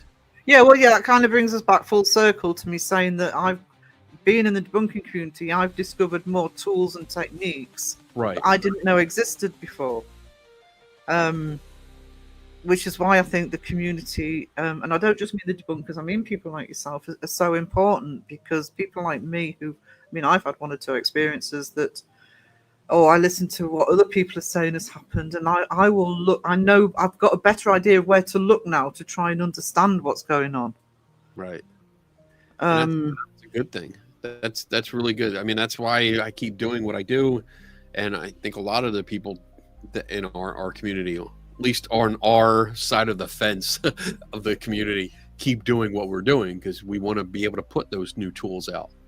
You know, when I recreate videos of alleged poltergeist or weird things that go on, I'm recreating them and showing you that, one, it can be done, and two, I show you how it's done so that you understand now, that we all understand better, what's going on and what goes into it, how much work might go into something.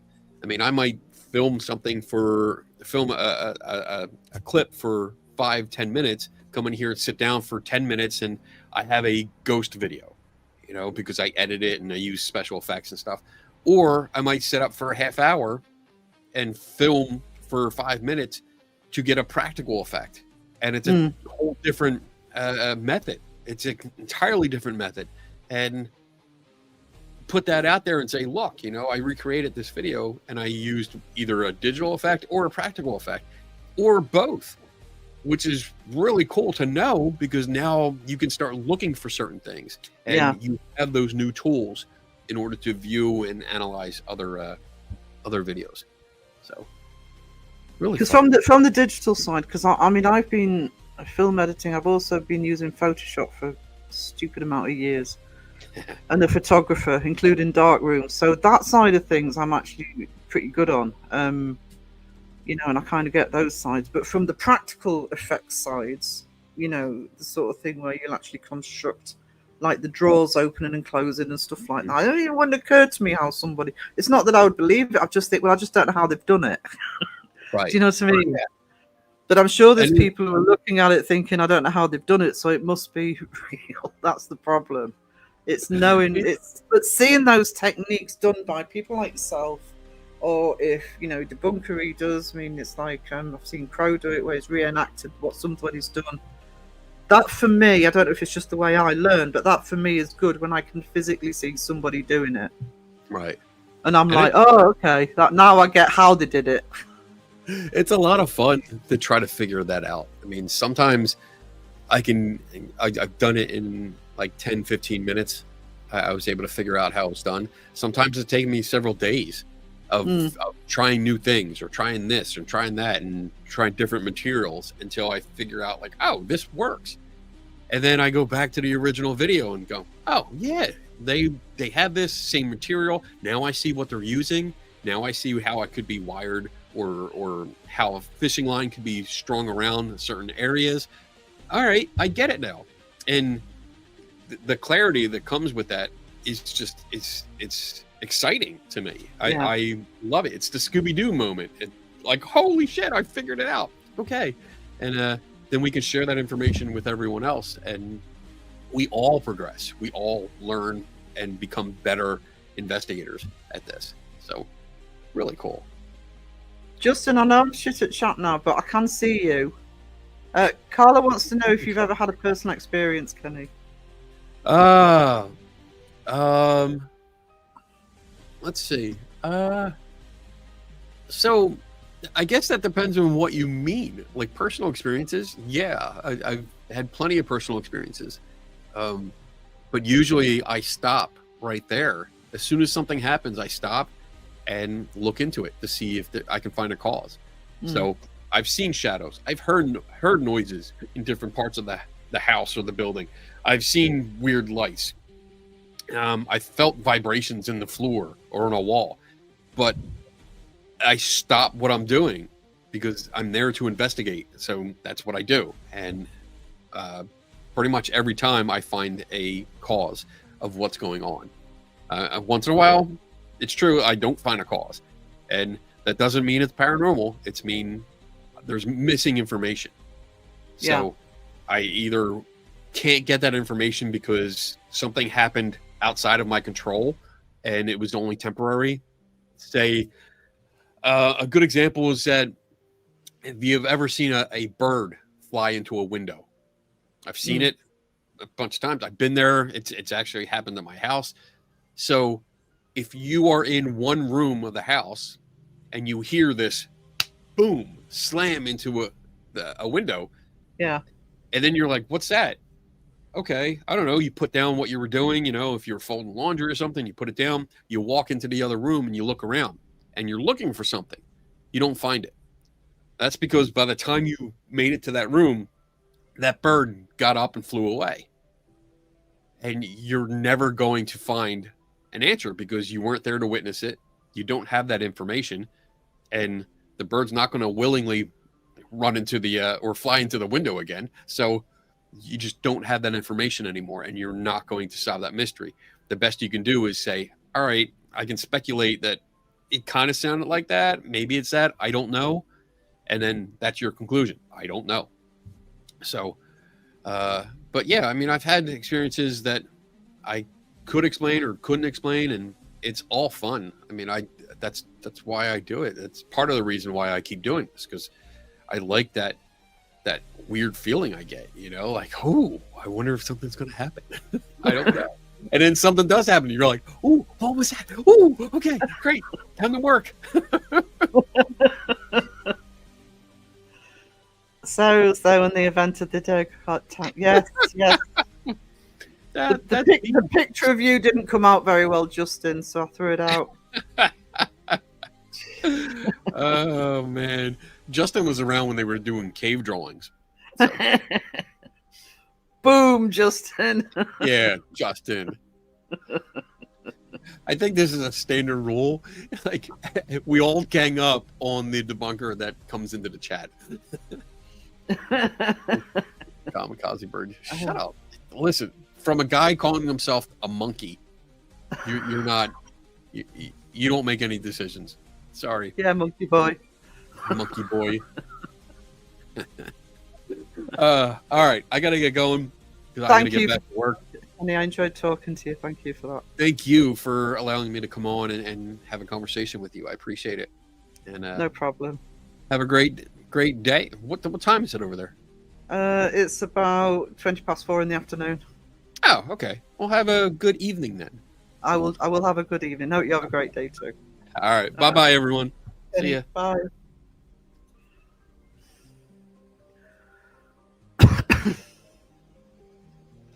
Alright, guys. Sorry, I know I've been neglecting chat. But I have to concentrate more than usual when I'm talking to Kenny because no.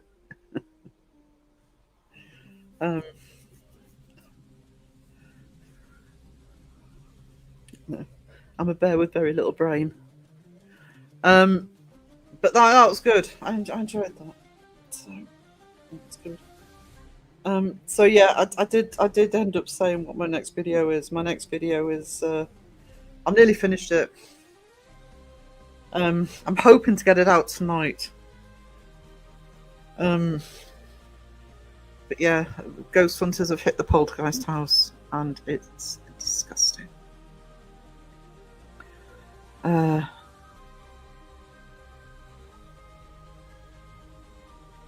Hope I didn't scare Sherry on away. I was focusing on. I'm sorry. Like I said, it might be me because I was ignoring chat.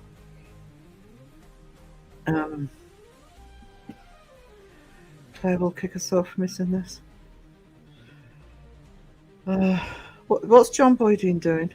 Oh, evolution meets Vista. That's why he's still a monkey. Monkey boy.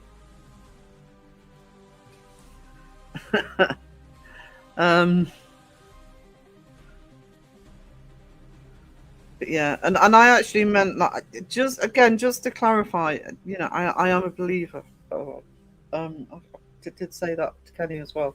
I am still very open to it, but being in the debunking community, I mean, I've always questioned things, but I question things a lot more than I used to.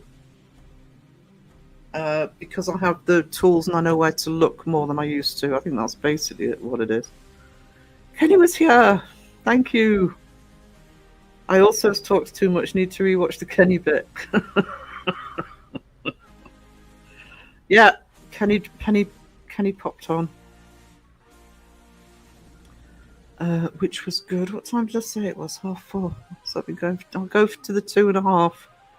Guys, there will be a Booyah live either tomorrow or Thursday, depending on where everybody else sits for the week. And then my usual Saturday afternoon. Just let me go through the gifteds again. So Sky, 2 memberships. Mike O for the 5 gifted. Pomp super sticker. Oh, Pomp another. I don't know if I thanked Pomp twice. So Pomp, if you're still here. Oh no, that's one. Sorry, that was my chat jumping. That was good. I didn't miss it. I was phew. Lisa for the 5 months. Carla for the 6 months. John Boy for the £10 super sticker.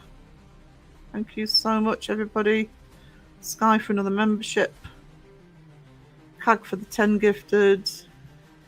Phil for the 5 gifted. I'm sorry that you denies you a pizza. Honestly. Gift and guilt. New phrase. Gift and guilt. And member for 3 months from KLH. That's awesome. Right. I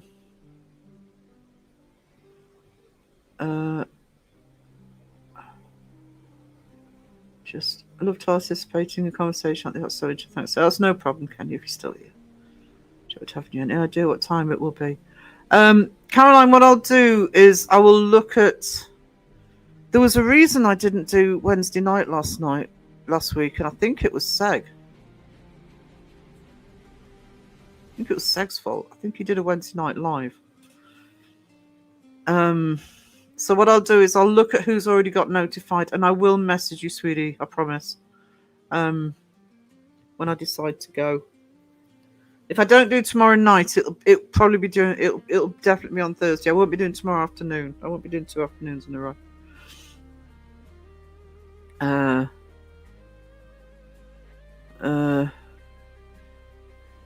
Yeah, it is nice to see Carla back. It's awesome. Kenny would never shut up. I love stuff too and things. I love stuff too. Dragon Ranger, member for 3 months. No problem. So thank you, everybody. Can you message me on Facebook? And if I'm awake, I'll come in. Yeah, no problem though, Caroline. If I have to do a Booyah live, no pressure, sweetness, but I will message you before I go live. Because even if it's a Booyah live, I tend to give at least half an hour's notice. So, but no pressure. I'm not going to moan if mods aren't in.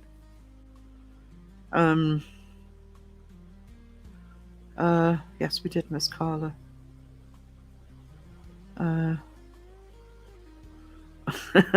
And on Sky's note, what was he saying again? I'm never about Wednesdays. I'll probably, unless I think it's an opportune moment, I'll probably try and do Thursday, because then at least there's a day's gap between each live. You know, people get sick of me if I keep going daily. So I'm often awake through the night. Oh, awesome, Sky. Thank you. I'd appreciate if you tried to be alive for it. It'd be awesome. So yeah, I'll let you know. Chances are, if I can't find anything, it'll be Thursday afternoon for me. But anyway, so science wins. And I'll see you guys later. Toodle.